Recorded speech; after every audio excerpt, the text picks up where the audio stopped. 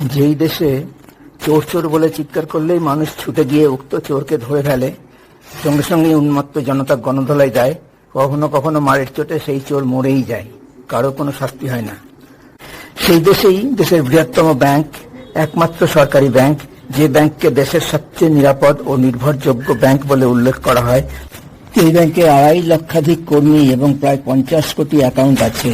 সেই state Bank of ইন্ডিয়ার মালদা ব্রাঞ্চের কাউন্টার থেকে দিন দুপুরে 53,000 টাকা চুরি করে চোর সিসিটিভিতে ধরা পড়লে তার গায়ে এতটুকুও আঁচড় লাগে না।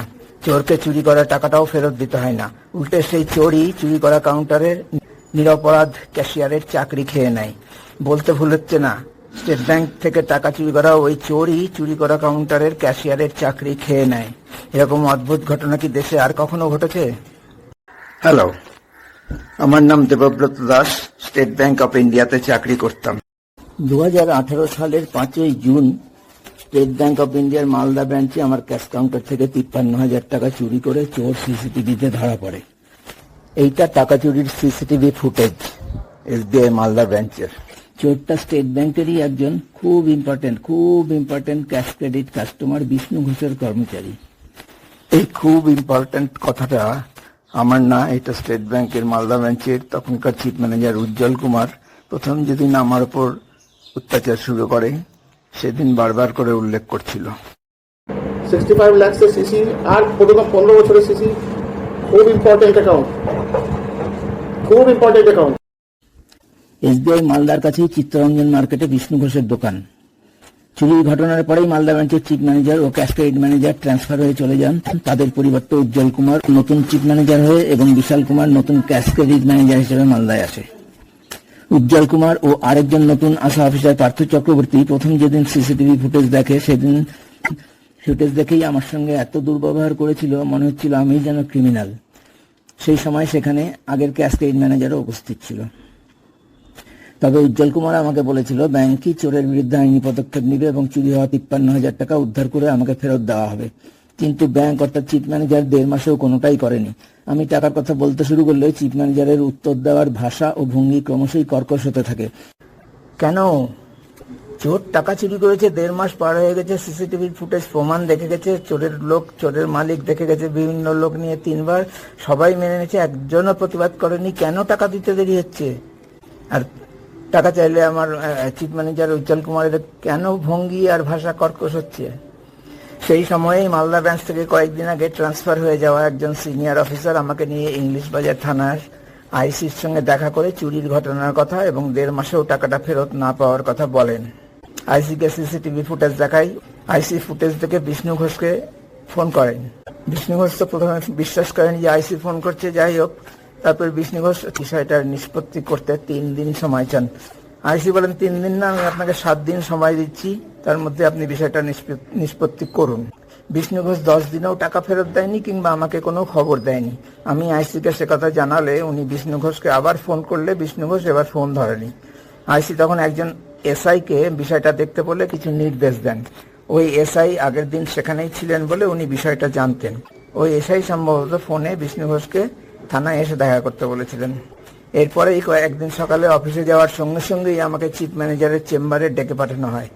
আমি যাওয়ার সঙ্গে সঙ্গেই চিফ ম্যানেজার উজ্জ্বল কুমার, ক্যাশ ক্রেডিট ম্যানেজার বিশাল কুমার আরও 2 জন অফিসারের উপস্থিতিতে আমার উপর ভয়াবহ মানসিক নির্যাতন শুরু করে। নানা রকম নিয়মের কথা বলে ভীষণভাবে আমাকে ভীতি প্রদর্শন করতে থাকে। অজস্র মিথ্যা অপবাদ দিয়ে আমার চূড়ান্ত অপমান করতে থাকে। প্রায় 40 মিনিট ধরে আমার উপর ওই অত্যাচার চলতে থাকে। আগে থেকেই আমার সন্দেহ হওয়ায় আমি আমার ওই ভয়ঙ্কর অত্যাচারের ভয়েস রেকর্ড নিতে পেরেছিলাম। সেই ভয়েস রেকর্ড থেকে কিছু অংশ আমি এখানে শোনাচ্ছি। টাকা চুরির সিসিটিভির সঙ্গে ওই ভয়েস রেকর্ড জুড়ে দিয়ে ভিডিওর মাধ্যমে শোনাচ্ছি।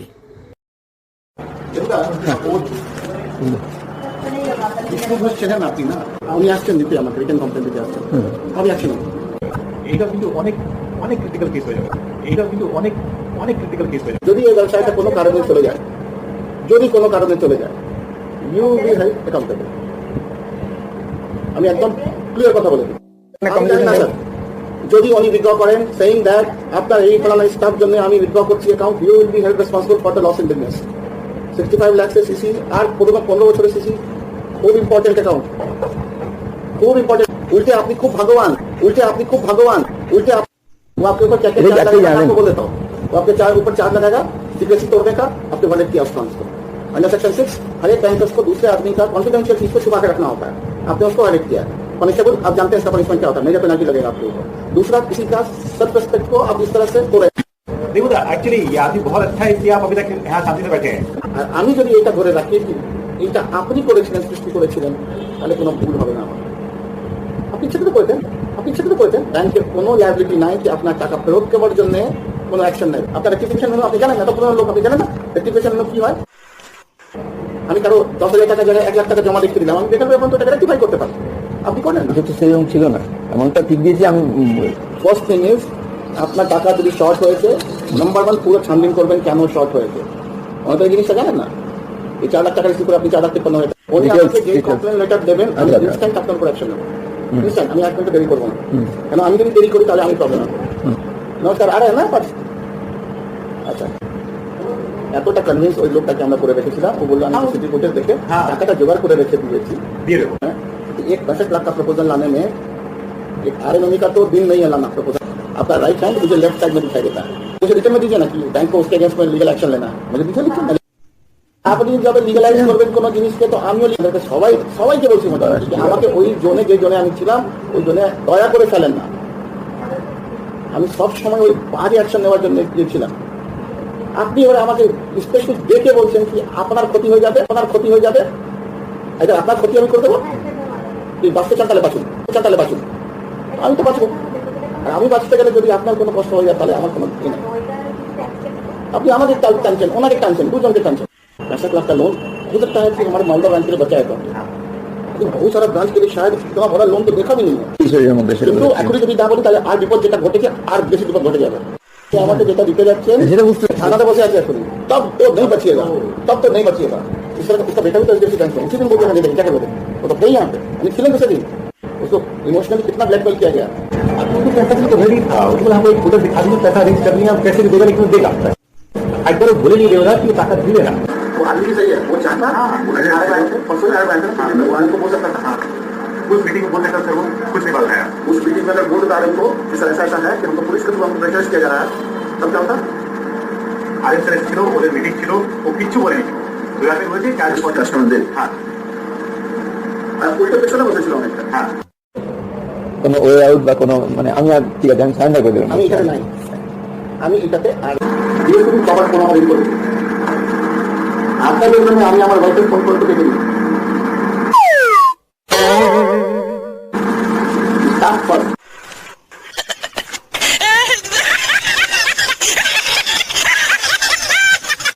আমি মালদার বিবেকানন্দ স্কুলে পড়েছি, হয়তো এর প্রভাবেই আমি ছোট থেকে শৃঙ্খলা পরায়ণ ও দায়িত্বশীল, যথেষ্ট শান্ত ও ভদ্র। অত বছর চাকরি করলেও ব্যাংকে আমি কখনো বাজেভাবে কথা বলিনি কারোর সঙ্গে, কিংবা আমাকেও কখনো বাজে কথা শুনতে হয়নি। সেদিন যেভাবে মিথ্যা কথা বলে, মিথ্যা অপবাদ দিয়ে, অপ্রাসঙ্গিক ও অবান্তর বিষয় নিয়ে যে কুৎসিত আক্রমণ আমাকে করা হয়েছিল, তাতে এই কুৎসিত অপবাদগুলো আমার অন্তরে তীরের মতো বিঁধছিল। আমার হাই ব্লাড প্রেশার ও প্যালপিটেশন আগের থেকেই ছিল।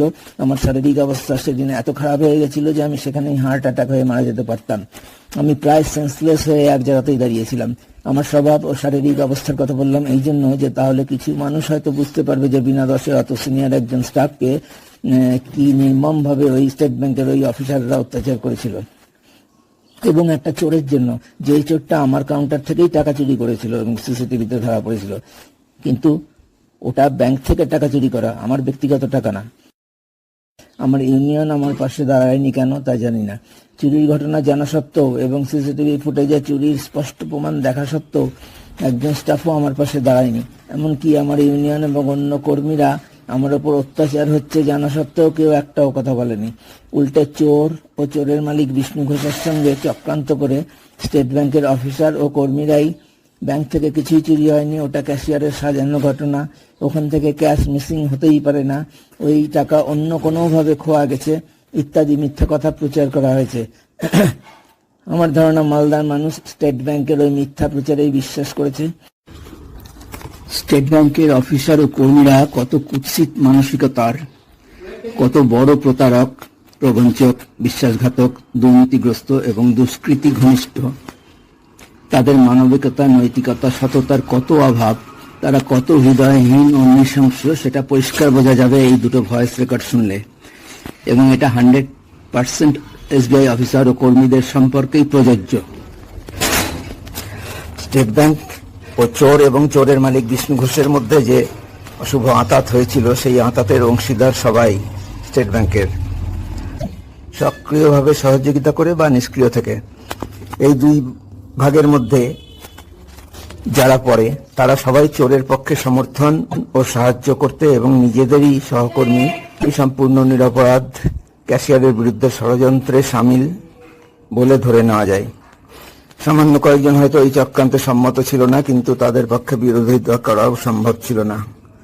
যদিও এমন একজনের কথাও আমার জানা নাই, কিন্তু কিছু ব্যতিক্রম থাকতেই হবে।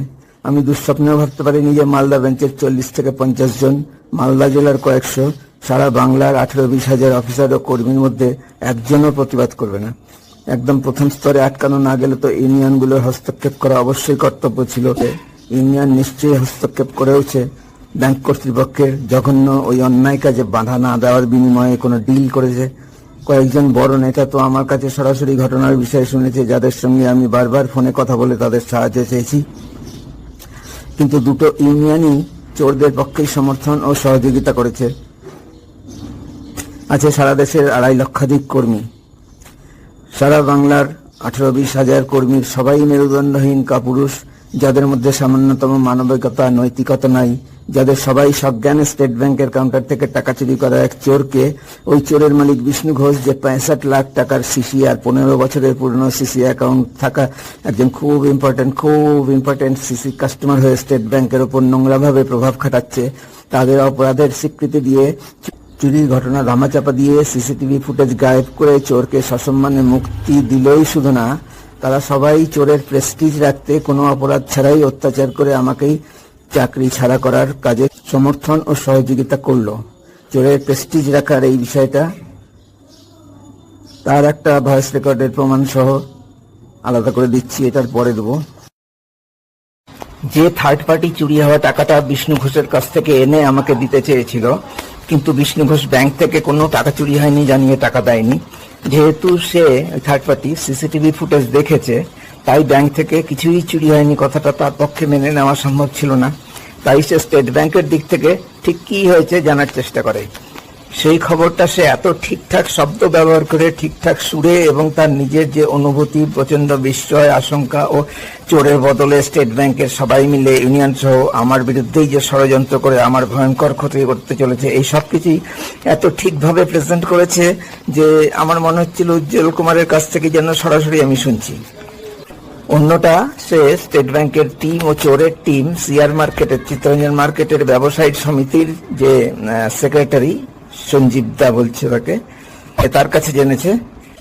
প্রথমটাতে একটা কথা আছে, ব্যাংক তো ওদের লাইনেই কথা বলছে, অর্থাৎ বিষ্ণু ঘোষ ওকে যা বলেছে স্টেট ব্যাংকও সেই লাইনেই কথা বলেছে। যেমন চুরির ঘটনার দিন বিষ্ণু ঘোষ ও চোরকে স্টেট ব্যাংকে টাকা হলে বিষ্ণু ঘোষ বলেছিল ওই টাকা চুরি হয়নি, দেখেন ব্যাংকেই কোথাও আছে। এবার বলছে হ্যাঁ ওই টাকা চুরি হয়নি, দেখেন ব্যাংকেই কোথাও আছে। এটা এত বাজে কথা ছিল আমাকে উদ্দেশ্য করে বলা যে এটা তো কখনোই ভোলা যাবে না। অপরাধী ক্রিমিনালরা কত শয়তান হতে পারে আমার ডাইরেক্ট অভিজ্ঞতা হলো এই বিষ্ণু ঘোষের কাছ থেকে আর স্টেট ব্যাংকের সবার কাছ থেকে। আপনাকে একটা কথা গোপন করতে করেছিলাম, আপনাকে বলি, এখন আপনাকে ক্লিয়ার বলি। এখন আপনার ব্যাংক কিন্তু আপনার পছন্দে গেছে, ব্যাংক কিন্তু আপনার পছন্দে গেছে, ব্যাংক কিন্তু আপনার পছন্দে গেছে। ব্যাংক এটাতে কিছুতেই রাজিরা, ব্যাংক পরিষ্কার করছে এটার মধ্যে কাস্টমারের কোনো ফল্ট নাই, টাকা বহুরকম হারিয়ে গেছে, মানে বাজে অবস্থা, মানে যা অবস্থা মানে আপনি জানেন না। মানে এটাতে আপনার যে কি হবে, মানে টাকাটা যে উঠবে কিনা, যেহেতু ব্যাংকই দেখে বসেছে। শোনেন, আমি ঘটনাটা জেনে আপনাকে ফোন করতাম যে এরকম ঘটনা কিন্তু ঘটেছে। আপনাকে ব্যাংক পরিষ্কার বলছে কাস্টমারের কোনো ফল্ট নেই, কোনো ফল্ট নেই। এটা টাকা মানে ওখানে মানে মিসিং হয়েছে, ব্যাংক এটা বিশ্বাসই করছে না, মিসিং হয়েছে, ব্যাংক এটা বিশ্বাসই করছে না, মিসিং হয়েছে, ব্যাংক এটা বিশ্বাসই করছে না। মানে কাস্টমার আমি ঠিক মতো যতটুকু করেছি তাতে আমার কাছে খুবই খারাপ রিপোর্ট দিচ্ছে। মানে যেটুকু করতে গেলে ব্যাংকে পুরো উল্টে আছে। আর আমার তো হাত পা বাঁধা, ভয় দেখাচ্ছি, কারণ নিয়মটা আমি জানি এটা কি নিয়ম, অ্যাকশন ব্যাংকেই নেওয়ার কথা। কিন্তু ব্যাংক অ্যাকশন তো দূরের কথা, পুরো আপনার এগেনস্টে কথা বলছে। অ্যাকশন তো দূরের কথা, পুরো আপনার এগেনস্টে কথা বলছে। কিন্তু দিচ্ছে, আমি একটা জিনিস অবাক হয়ে যাচ্ছি যে ব্যাংক কেন এটাতে জিনিসটাকে চাপা দিতে চাইছে, এটা আমার মাথায় ঢুকছে না। এটাই আমার ব্রেনে ঢুকছে না। আপনাকে আমি বলবো না, কিন্তু ব্যাপারটা ব্যাংক খুবই খারাপ অবস্থায় মানে আছে আপনার পিছনে, মানে পুরোটাই ক্ষতি করার জন্য, ব্যাংকের দিক থেকে যদি পুরো প্রেশার থাকতো না, টাকাটা কিছু অসুবিধা হবে না। ব্যাংক একদম উল্টো লাইনের কথা বলছে। কেউ বুঝতে পারছে না, ইন্ডিয়ানরা চুপচাপ বসে আছে, কি মুশকিল বুঝতে পারছি না। সবাই পুরো ডে দেখেছে এদের ব্যাপারে। সঞ্জীব দা ডিস্ট্রিক্ট মার্কেটের সেক্রেটারি এই মুহূর্তে চেন্নাই। আচ্ছা, তো বলছে আমি শুধু কি আছি, বলছে আমার কারণে এসছে, কিন্তু ঘটনাটা যে এই বুঝিয়ে বলেছে যে ক্যাশ মিলে গেছে, মানে এটা কোনো মানে সম্পূর্ণটাই সাজানো, ক্যাশ মিলে গেছে, সম্পূর্ণটাই সাজানো, ও বলছে আমার কারণে মেরে ঘটনাটা, কিন্তু ঘটনাটা আমি এইভাবে পাইনি। এখন দাদা আমি ড্রাইভ করিয়ে তোমাকে বলছি, তুমি আমাকে 10 মিনিট টাইম দেবে, তোমাকে আমি দেখিয়ে দেবো ঘটনাটা। গভর্নমেন্টের থেকে ফিরলেই তোমাকে আমি ফোন করবো, তুমি আসো, আমি এর একটা সমাধান করবো। তোমার মুখ থেকে ঠিক উল্টো ঘটনাটা শুনলাম, বাজারের সেক্রেটারি হিসাবে যেটা শুনেছি, ঠিক অপোজিট ঘটনা আমি তোমার মুখ থেকে শুনছি।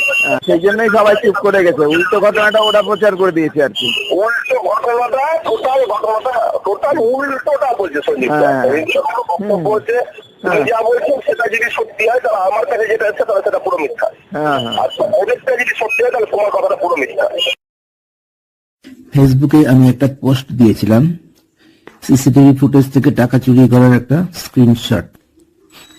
আমি যে ইউনিয়নের সদস্য হয়েছিলাম রিটায়ারমেন্টের পর, সেই এসবিআই পেনশনার্স অ্যাসোসিয়েশনের সেক্রেটারি আমাকে ফোন করে পোস্টটা করার জন্য কিছু উপদেশ দিয়েছিল, হুমকি দিয়েছিল ব্যাংকের হয়ে। ব্যাংক ও চোরের চক্রান্তের কারণে যেভাবে আমাকে চাকরি ছাড়তে হয়েছিল, সেই বিষয়টাকে জাস্টিফাই করতে কিছু কথা বলেছিল। অর্থাৎ আমার অ্যাসোসিয়েশনের সেক্রেটারি ব্যাংকের হয়ে এবং চোরের হয়ে ওকালতি করলো, আমার জন্য না। আর এটা এদের কথা হচ্ছে যে আমরা তো ওকে চুপ করে থাকতে বলেছিলাম, যে বলেছিলাম যে পার্টি বলেছিল টাকাটা দিয়ে দিতে বলেছিল, হ্যাঁ, কিন্তু ও কেন থানায় গেল? থানায় বলছে আর কি, যেটা থানায় যাওয়ার জন্য এখন পার্টিতে এদের ভার্সন হচ্ছে তুই কেন থানায় দিলে, থানার দিক থেকে ওদের যতটুকু বলেছে বলে এইটা ওদের নাহলে আমরা টাকাটা দিয়ে দেবো বলেছিলাম, টাকাটা দিয়ে দিতাম, কয়েকদিন টাকাটা দিয়ে দিতাম, কিন্তু এখন আর আমরা ওইটা থেকে ফিরে যাবো না। স্টেট ব্যাংক কর্তৃপক্ষ আমাকে চুপ করে থাকতে বলেছিল। চোর টাকা চুরি করেছে আমার কাউন্টার থেকে, আমাকে চুপ করে থাকতে হবে? ব্যাংক চোরের বিরুদ্ধে আইনি পদক্ষেপ নেবে এবং চুরি হওয়া টাকাটা উদ্ধার করে আমাকে ফেরত দেওয়া হবে। এসবিআই মালদার চিফ ম্যানেজার উজ্জ্বল কুমার সিসিটিভি ফুটেজ দেখার পর আমাকে এই কথা বলেছিল, কিন্তু ব্যাংক বা চিফ ম্যানেজার তারপরেও 1.5 মাস চুপ করেছিল কেন? আমার কাউন্টার থেকে টাকা চুরি করা চোরের শর্তে আমি চাকরি করব নাকি?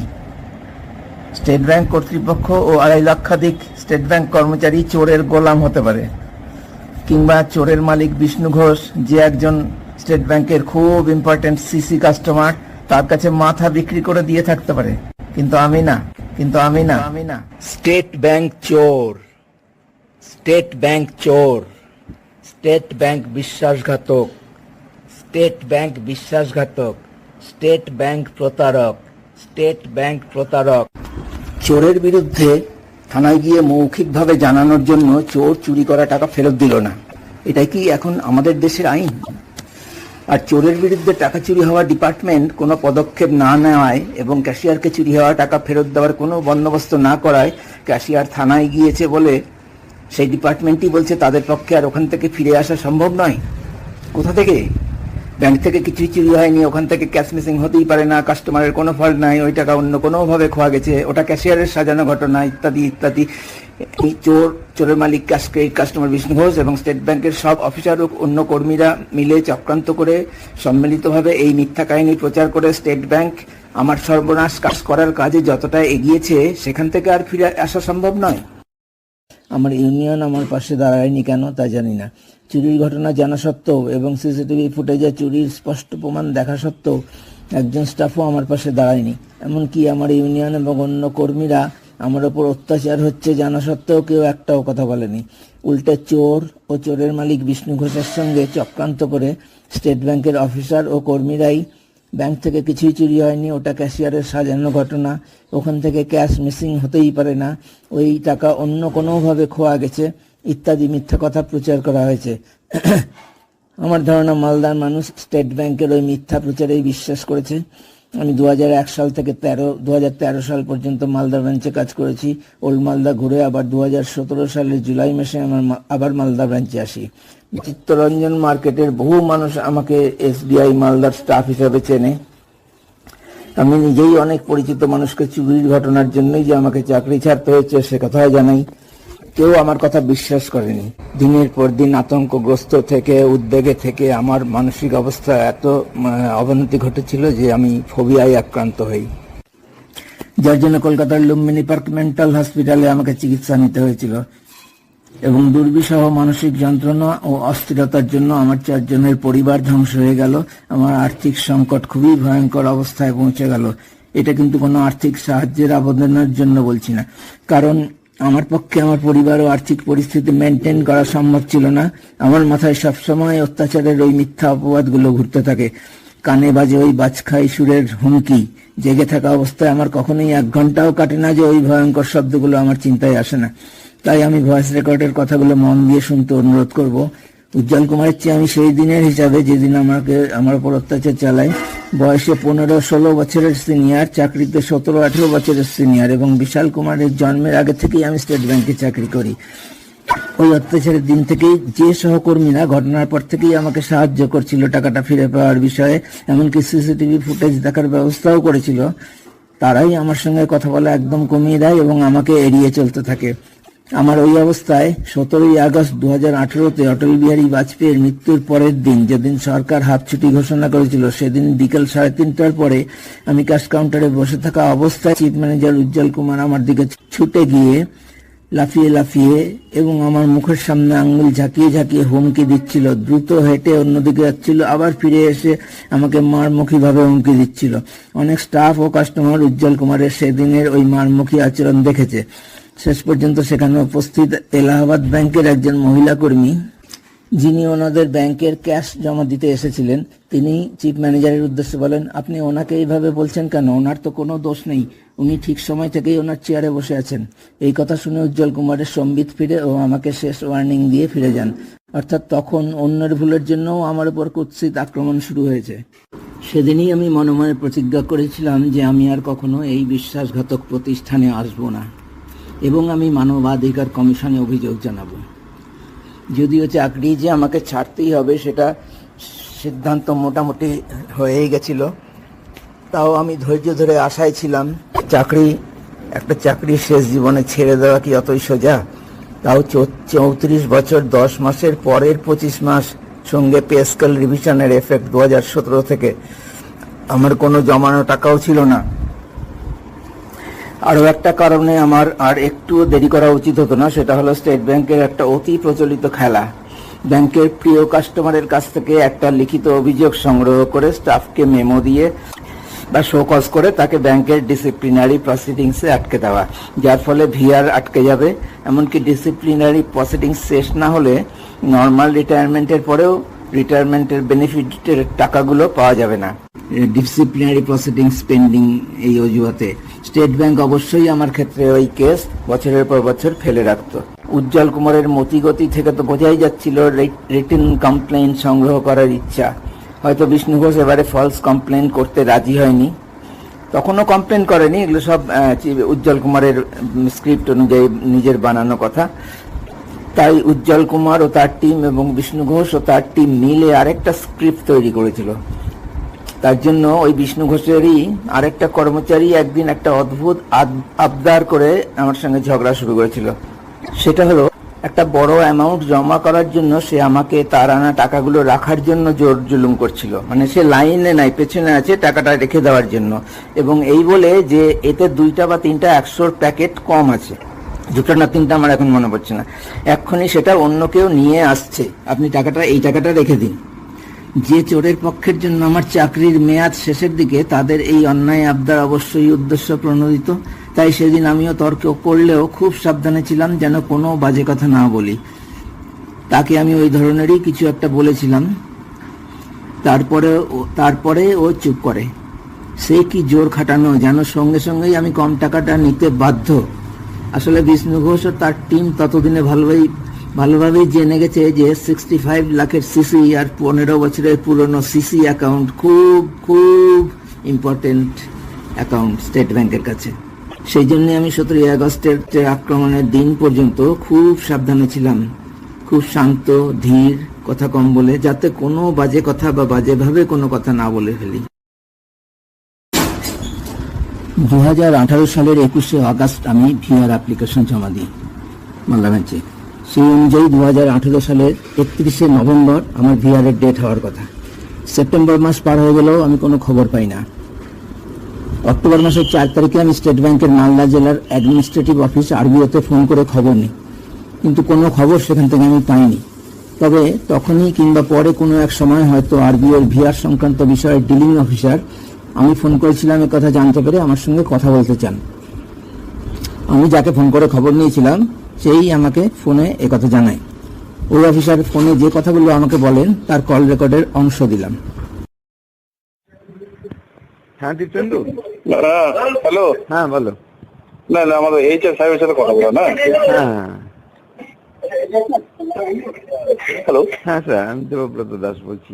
হ্যাঁ নমস্কার। যে কারণে আপনাকে আমি যোগাযোগ করতে বাধ্য হলাম, আজকে আপনার ব্রাঞ্চ থেকে ওই আপনার যে ভিআর এর পেপারটা সেটা আমাদের কাছে এসে পৌঁছেছে, কিন্তু তবু ওটা ইনকমপ্লিট। আমি যে কারণে আপনাকে আমার দু একটা কথা, আপনি কি সত্যি ভিআর নিতে চান কি চান না? একটু স্যার, একটু হ্যাঁ বলুন, একটু ডিস্টার্ব দিয়েছিল। হ্যাঁ, আপনি কি ভিআর নিতে চান না চান না? হ্যাঁ চাই। Very good. তাহলে চাইলে পরে যে যাওয়ার জন্য উৎসাহী তাকে আমরা ঠিকঠাক মতো করে দেওয়াটাই আমাদের কাজ। তাহলে আমি আপনাকে যেটা বলছি, আপনি আজকে বিকালবেলা এখানে আরবিওতে আমার সাথে এসে দেখা করুন তো, কেন কি আপনার কাগজপত্র অনেকগুলো এর মধ্যে নাই। এটা তাহলে আবার আমাকে চিঠি করে মালদায় চিফ ম্যানেজারের কাছে পাঠাতে হবে। এই চাপানোতর এই ব্যাডমিন্টন খেলা চললে মানে উনি একটা ইনকমপ্লিট করে আপনাকে উনি চিঠি পাঠিয়েছেন যে এক্সিট ইন্টারভিউ এর ফর্ম করার জন্য, সেইটার কপি আমার কাছে দিয়েছে। আমি এটা দিয়ে কোন কমে আমি লাগাবো? এগুলো কাগজ যদি আমার কাছে ঠিক মতো না হয় তাহলে কিন্তু আমি আবার একটা ফরওয়ার্ডিং করে আর্মি স্যারকে দিয়ে সই করে আবার মালদা ব্রাঞ্চকে পাঠিয়ে দেবো। কিন্তু আসলে এই পিং পং খেলার মধ্যে আপনার ভিআরটা কিন্তু আটকে যাবে। আমার যেটা সেই কারণে বললাম, আপনি যদি ভিআরটা যদি একদম কনফার্ম নেবো আমি, করলে আমি কি করতে পারি বলুন তো? আপনি সোজা এখানে আরবিওতে আসুন, এসে আমার সাথে দেখা করুন, করে আপনার এইচআরএমএস এর পাসওয়ার্ডটা খেয়াল করে রাখুন। আমার মেশিনের পাশে আপনাকে আমি বসিয়ে নেবো। আমার যে যে কাগজগুলো প্রয়োজন আপনাকে আমি মেশিন খুলে দেবো, আপনি গিয়ে ওটা বের করে আমাকে দেবেন। আমি সেই মতো করে নোট বানাবো। আমি দুজনকে ওয়ান শটে ভিআর স্যাংশন করে দিয়েছি। আপনারটাও আমি আশা করতে পারি যে মানে ওয়ান শটে। আশা করি এই কল রেকর্ড থেকে পরিষ্কার বোঝা যাচ্ছে যে মালদা ব্রাঞ্চের চিফ ম্যানেজার উজ্জ্বল কুমার প্রতি পদে কিভাবে কুৎসিত ব্যবহার করে চলেছে আমার সঙ্গে, আমাকে কিভাবে ভিআর নিতেও বাধা দিচ্ছে। উজ্জ্বল কুমারের ইচ্ছাকৃত এইভাবে এইসব শয়তানি করায় তার যে কুৎসিত মনোবৃত্তি প্রকাশ পাচ্ছে প্রকটভাবে আরবিওর ওই ডিলিং অফিসারের কথায় সেটা পরিষ্কার। নাহলে আরবিওর একজন অফিসার মালদা ব্রাঞ্চের চিফ ম্যানেজার সম্পর্কে বিরক্তি প্রকাশ করে এভাবে কথা বলার কথা নয়। ওই ডিলিং অফিসার সম্ভবত তখনও জানতেন না যে আমি কেন ভিআর নিতে চাচ্ছি, যদিও এরপরে সম্ভবত উনি জানতে পেরে সতর্ক হয়ে যান। সেদিন সন্ধ্যায় উনি প্রয়োজনীয় পেপারসগুলো সই সহ আমার কাছ থেকে সংগ্রহ করে নেন। আমি যে ভিআর এর অ্যাপ্লিকেশন মালদা ব্রাঞ্চে জমা দিই 21/8/2018 তারিখে, সেটা রিসিপ্ট কপি দেখালেও উনি নতুন ভিআর অ্যাপ্লিকেশনে ওই ডেট দিতে দেননি। 4 অক্টোবর ডেট দিলে আমার ভিআর পেতে আরো 2 মাস বেশি সময় লেগে যাবে। শেষ পর্যন্ত উনি আমাকে 24 সেপ্টেম্বর ডেট লিখতে অ্যালাউ করেন। তাতে আমার বিহারের তারিখ 1 মাস পিছিয়ে 31/12/2018 হয়, যার জন্য উজ্জ্বল কুমারই দায়ী। আরবিআর ওই ডিলিং অফিসারকেই আমার স্টেট ব্যাংকের মধ্যে একমাত্র ভদ্রলোক বলে মনে হয়েছে। 31/12/2018 তারিখে অফিসে আমার শেষ দিন। আমি অফিস গিয়েছিলাম। ক্যাশিয়ার হিসাবে আমার একটা ক্যাশ বক্স ছিল, সেটাতে টাকাও ছিল। ওই ক্যাশটা কম্পিউটারে ঢুকে হেড ক্যাশিয়ারকে ফেরত দেওয়ার জন্যই আমাকে শেষ দিন অফিসে যেতে হয়েছিল। অন্য কোনো উপায় ছিল কিনা জানি না, কিন্তু আমি কাউকে অনুরোধ করতে রাজি ছিলাম না। আমার বিহার স্যাংশন হয়েছে কিনা সেদিনও আমি জানি না। অফিসে গিয়ে 2-1 জনকে জিজ্ঞেস করলে তারা নির্দিষ্টভাবে কোনো উত্তর দেয়নি। হয়তো তাদের স্ক্রিপ্টে এ বিষয়ে কোনো নির্দিষ্ট গাইডলাইনও ছিল না, তাই এতদিন চক্রান্তের বিষয়ে সবকিছু যেমন গোপন রেখেছিল সেটাই অনুসরণ করেছে। আমাকে কোনো একজন স্টাফ জানিয়েছিল যে আমি যেন বিকাল 5টার পর সৈফুল ইসলাম নামের হেড মেসেঞ্জারের কাছ থেকে আমার রিটায়ারমেন্টের চিঠিটা নিয়ে নিই। একথা আমাকে বলার জন্য চিফ ম্যানেজার তাকে বলেছিল। আমি বিকাল 5টার পর সৈফুল ইসলামের কাছ থেকে আমার রিটায়ারমেন্টের চিঠি নিয়ে মাথা উঁচু করে ধীরে ধীরে ব্যাংক থেকে বেরিয়ে যাই। কেউ আমার কাছে এগিয়ে আসেনি, কিন্তু আমাকে চাকরি ছাড়তে বাধ্য করার কারণ কি ছিল সে বিষয়ে আমি তখন অবধিও কিছু জানি না। এখনো জানি না। আমি অ্যাকচুয়ালি 7 বছর হয়ে গেল। সে বিষয়ে কোনো আমার ধারণাই ছিল না। অবিশ্বাস্য, এটা অস্বাভাবিক। কিসের লোভে অথবা কিসের ভয়ে, কার ভয়ে? ভারতের বৃহত্তম ব্যাংক থেকে টাকা চুরি করা চোরকে আইনের হাতে তুলে দেওয়া একটা অতি গুরুত্বপূর্ণ সামাজিক দায়িত্ব। সমাজের চেয়ে আকারে সাধারণত ছোট হলেও একটা পরিবার আরো বেশি গুরুত্বপূর্ণ। স্টেট ব্যাংকের কর্মীদের একসঙ্গে স্টেট ব্যাংক পরিবার বলা হতো। সেই পরিবারের একজনও আমার নিজের দেশে, আমার নিজের রাজ্যে, নিজের শহরে কলঙ্কিত ও মর্যাদাহানি করে চাকরি ছাড়া করে দিল। কিসের লোভে? একজনেরও প্রতিবাদ করার ক্ষমতা হলো না? চোর ও চোরের মালিক যে একজন শয়তান ক্যাশক্রেডিট কাস্টমার, তাদের কাছে মাথা বিক্রি করে দিল। সবাই নিজেদের ব্যক্তিত্ব হারিয়ে নৈতিকতা ও মানবিকতা জলাঞ্জলি দিয়ে স্টেট ব্যাংকের জোচ্চোর, প্রতারক, বিশ্বাসঘাতক, হৃদয়হীন, নৃশংস এবং চোরের সঙ্গে চক্রান্তকারী অফিসারদের সক্রিয়ভাবে সাহায্য করে নিজেদেরই একজন অবিতর্কিত ও সম্পূর্ণ নিরপরাধ সহকর্মীর এবং তার 4 জনের পরিবারের সর্বনাশ করল। কিসের লোভে? কিসের ভয়ে? কার ভয়ে? স্টেট ব্যাংকের স্টাফ ইউনিয়ন ও ব্যাংক কর্তৃপক্ষ দুষ্কৃতী অফিসার, চোর এবং চোরের মালিকের কুৎসিত আঁতাতে যোগ দিল। যেখানে কর্মী ইউনিয়ন নির্দোষ সদস্য তো বটেই, দোষী সদস্যদেরও ব্যাংক কর্তৃপক্ষ উচ্চপদস্থ অফিসার ও বাইরের দুষ্কৃতীদের বিরুদ্ধে ঐক্যবদ্ধ হয়ে রক্ষা করে। তারাই হৃদয়হীন নৃশংস অপরাধের অংশ হয়ে গেল। স্টেট ব্যাংকের এই বিষাক্ত নোংরা কলঙ্ক কোনোদিন মুছবে না। তারা চিরকাল ঘৃণার পাত্র হয়ে থাকার যোগ্য। এটাই একজন মাত্র নিরপরাধ সহকর্মীর বিরুদ্ধে বিশ্বের সবচেয়ে বড় ঐক্যবদ্ধ ষড়যন্ত্র ও অপরাধ। ভিআরের ক্ষেত্রে রিটায়ারমেন্ট বেনিফিটগুলোর জন্য আগে থেকে প্রসেসিং শুরু করা যায় না, কারণ রিটায়ারমেন্টের দিন বিকাল 5টা পর্যন্ত ভিআর উইথড্র করার সুযোগ থাকে। পরের দিন চিফ ম্যানেজারের HRMS এ ঢুকে চিফ ম্যানেজারকে আমার হয়ে রিটায়ারমেন্ট বেনিফিটগুলোর ফর্ম সাবমিট করতে হবে। আমার ক্ষেত্রেও 2019 সালের 1 জানুয়ারি চিফ ম্যানেজার আমাকে মালদা ব্রাঞ্চে ডেকেছিল রিটায়ারমেন্টের ফর্মগুলোর কাজ করার জন্য। আমি সকালেই অফিসে যাই। উজ্জ্বল কুমার আমাকে ডেকে নেবেন বলে আমাকে বসতে বলেন, কিন্তু সারাদিন বসে থাকলেও আমাকে ডেকে নেওয়া হয়নি। আমাকে খবর দিলেই আমি চলে আসব। এস্টাবলিশমেন্ট কাউন্টারে কথা জানিয়ে আমি বাড়ি চলে যাই। আমাকে যে প্রিন্ট আউটগুলো সই করতে দেওয়া হয়েছিল সেগুলো সই করে দিয়ে আসি। পরের দিন আবার কিছু প্রিন্ট আউটে সই করার জন্য আমাকে ডাকা হয়। তারপরের দিন তারপরে আবার আমি একজনের কাছ থেকে জেনে নিয়ে লিস্ট করে রেখেছিলাম। সে কথা বললে চিফ ম্যানেজার যথারীতি খেঁকিয়ে উঠে আমার কথা উড়িয়ে দেন। যতদূর মনে পড়ছে প্রায় 1 মাস লেগেছিল আমার পেপারসগুলো পাঠাতে। আমি অনেকবার করেই বলেছিলাম যে আমার লিভ স্যালারির টাকা যেন তাড়াতাড়ি দেওয়ার ব্যবস্থা করেন। আমার কোনো জমানো টাকা ছিল না এবং লিভ স্যালারিটাই শুধু আরবিআইতে স্যাংশন হয়। পিএফ পেনশন গ্র্যাচুইটির টাকা পেতে অনেক বেশি সময় লাগে। ওগুলো কলকাতা ইলেচো থেকে প্রসেসিং হয়ে কর্পোরেট লেভেলে গিয়ে স্যাংশন হয়, যেটা 3-4 দিনেই হয়ে যাওয়ার কথা। একটু বেশি সময় লাগলেও 7 দিন, 10 দিন, 1 মাস 20 দিন পরেও কোনো খবর না পেয়ে আমি স্টেট ব্যাংকের চেয়ারম্যানকে অভিযোগ জানিয়ে আমার রিটায়ারমেন্টের পেমেন্টগুলোর কাজ ত্বরান্বিত করার জন্য অনুরোধ জানাই। আমি 2টা সিদ্ধান্ত আগে থেকেই নিয়ে রেখেছিলাম। প্রথমটা, আমি মানবাধিকার কমিশনে অভিযোগ জানাবো, যে অনলাইন অভিযোগ আমি করে দিয়েছি অলরেডি 18/1/2019-এ। দ্বিতীয় সিদ্ধান্তটা হলো, স্টেট ব্যাংক সম্পর্কে আমার এত ভীতি জন্মেছিল যে তখন আমার ফোবিয়ার চিকিৎসা চলছে। রিটায়ারমেন্টের সব টাকাগুলো পাওয়ার এবং পেনশন চালু হওয়ার আগে আমি আমার কাউন্টার থেকে টাকা চুরি, সিসিটিভি ফুটেজ থেকে চোরকে ধরা, আমার উপর উজ্জ্বল কুমার, বিশাল কুমারদের ভয়াবহ অত্যাচার ইত্যাদি যে কারণগুলোর জন্য আমি প্রাণে বাঁচতে চাকরি ছাড়তে বাধ্য হই, সেই বিষয়ে অভিযোগ জানাবো না।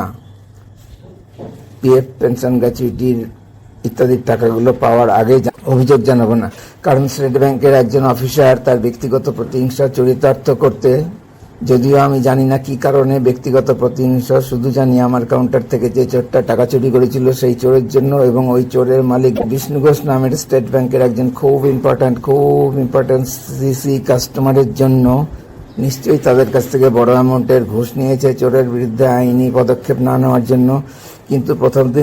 কিন্তু প্রথম দিন থেকেই আমার সঙ্গে দুর্ব্যবহার, কথা দেওয়ার 1.5 মাস পরেও আমাকে 53,000 টাকা ফেরত না দেওয়ার এবং তারপরেও আমার ওপর ভয়াবহ অত্যাচার করা, হুমকি দেওয়া, মিথ্যাচার করে আমার চূড়ান্ত অপমান করতে থাকা, এইসব নৃশংস প্রতিহিংসা পরায়ণতার কারণ আমার জানা নাই।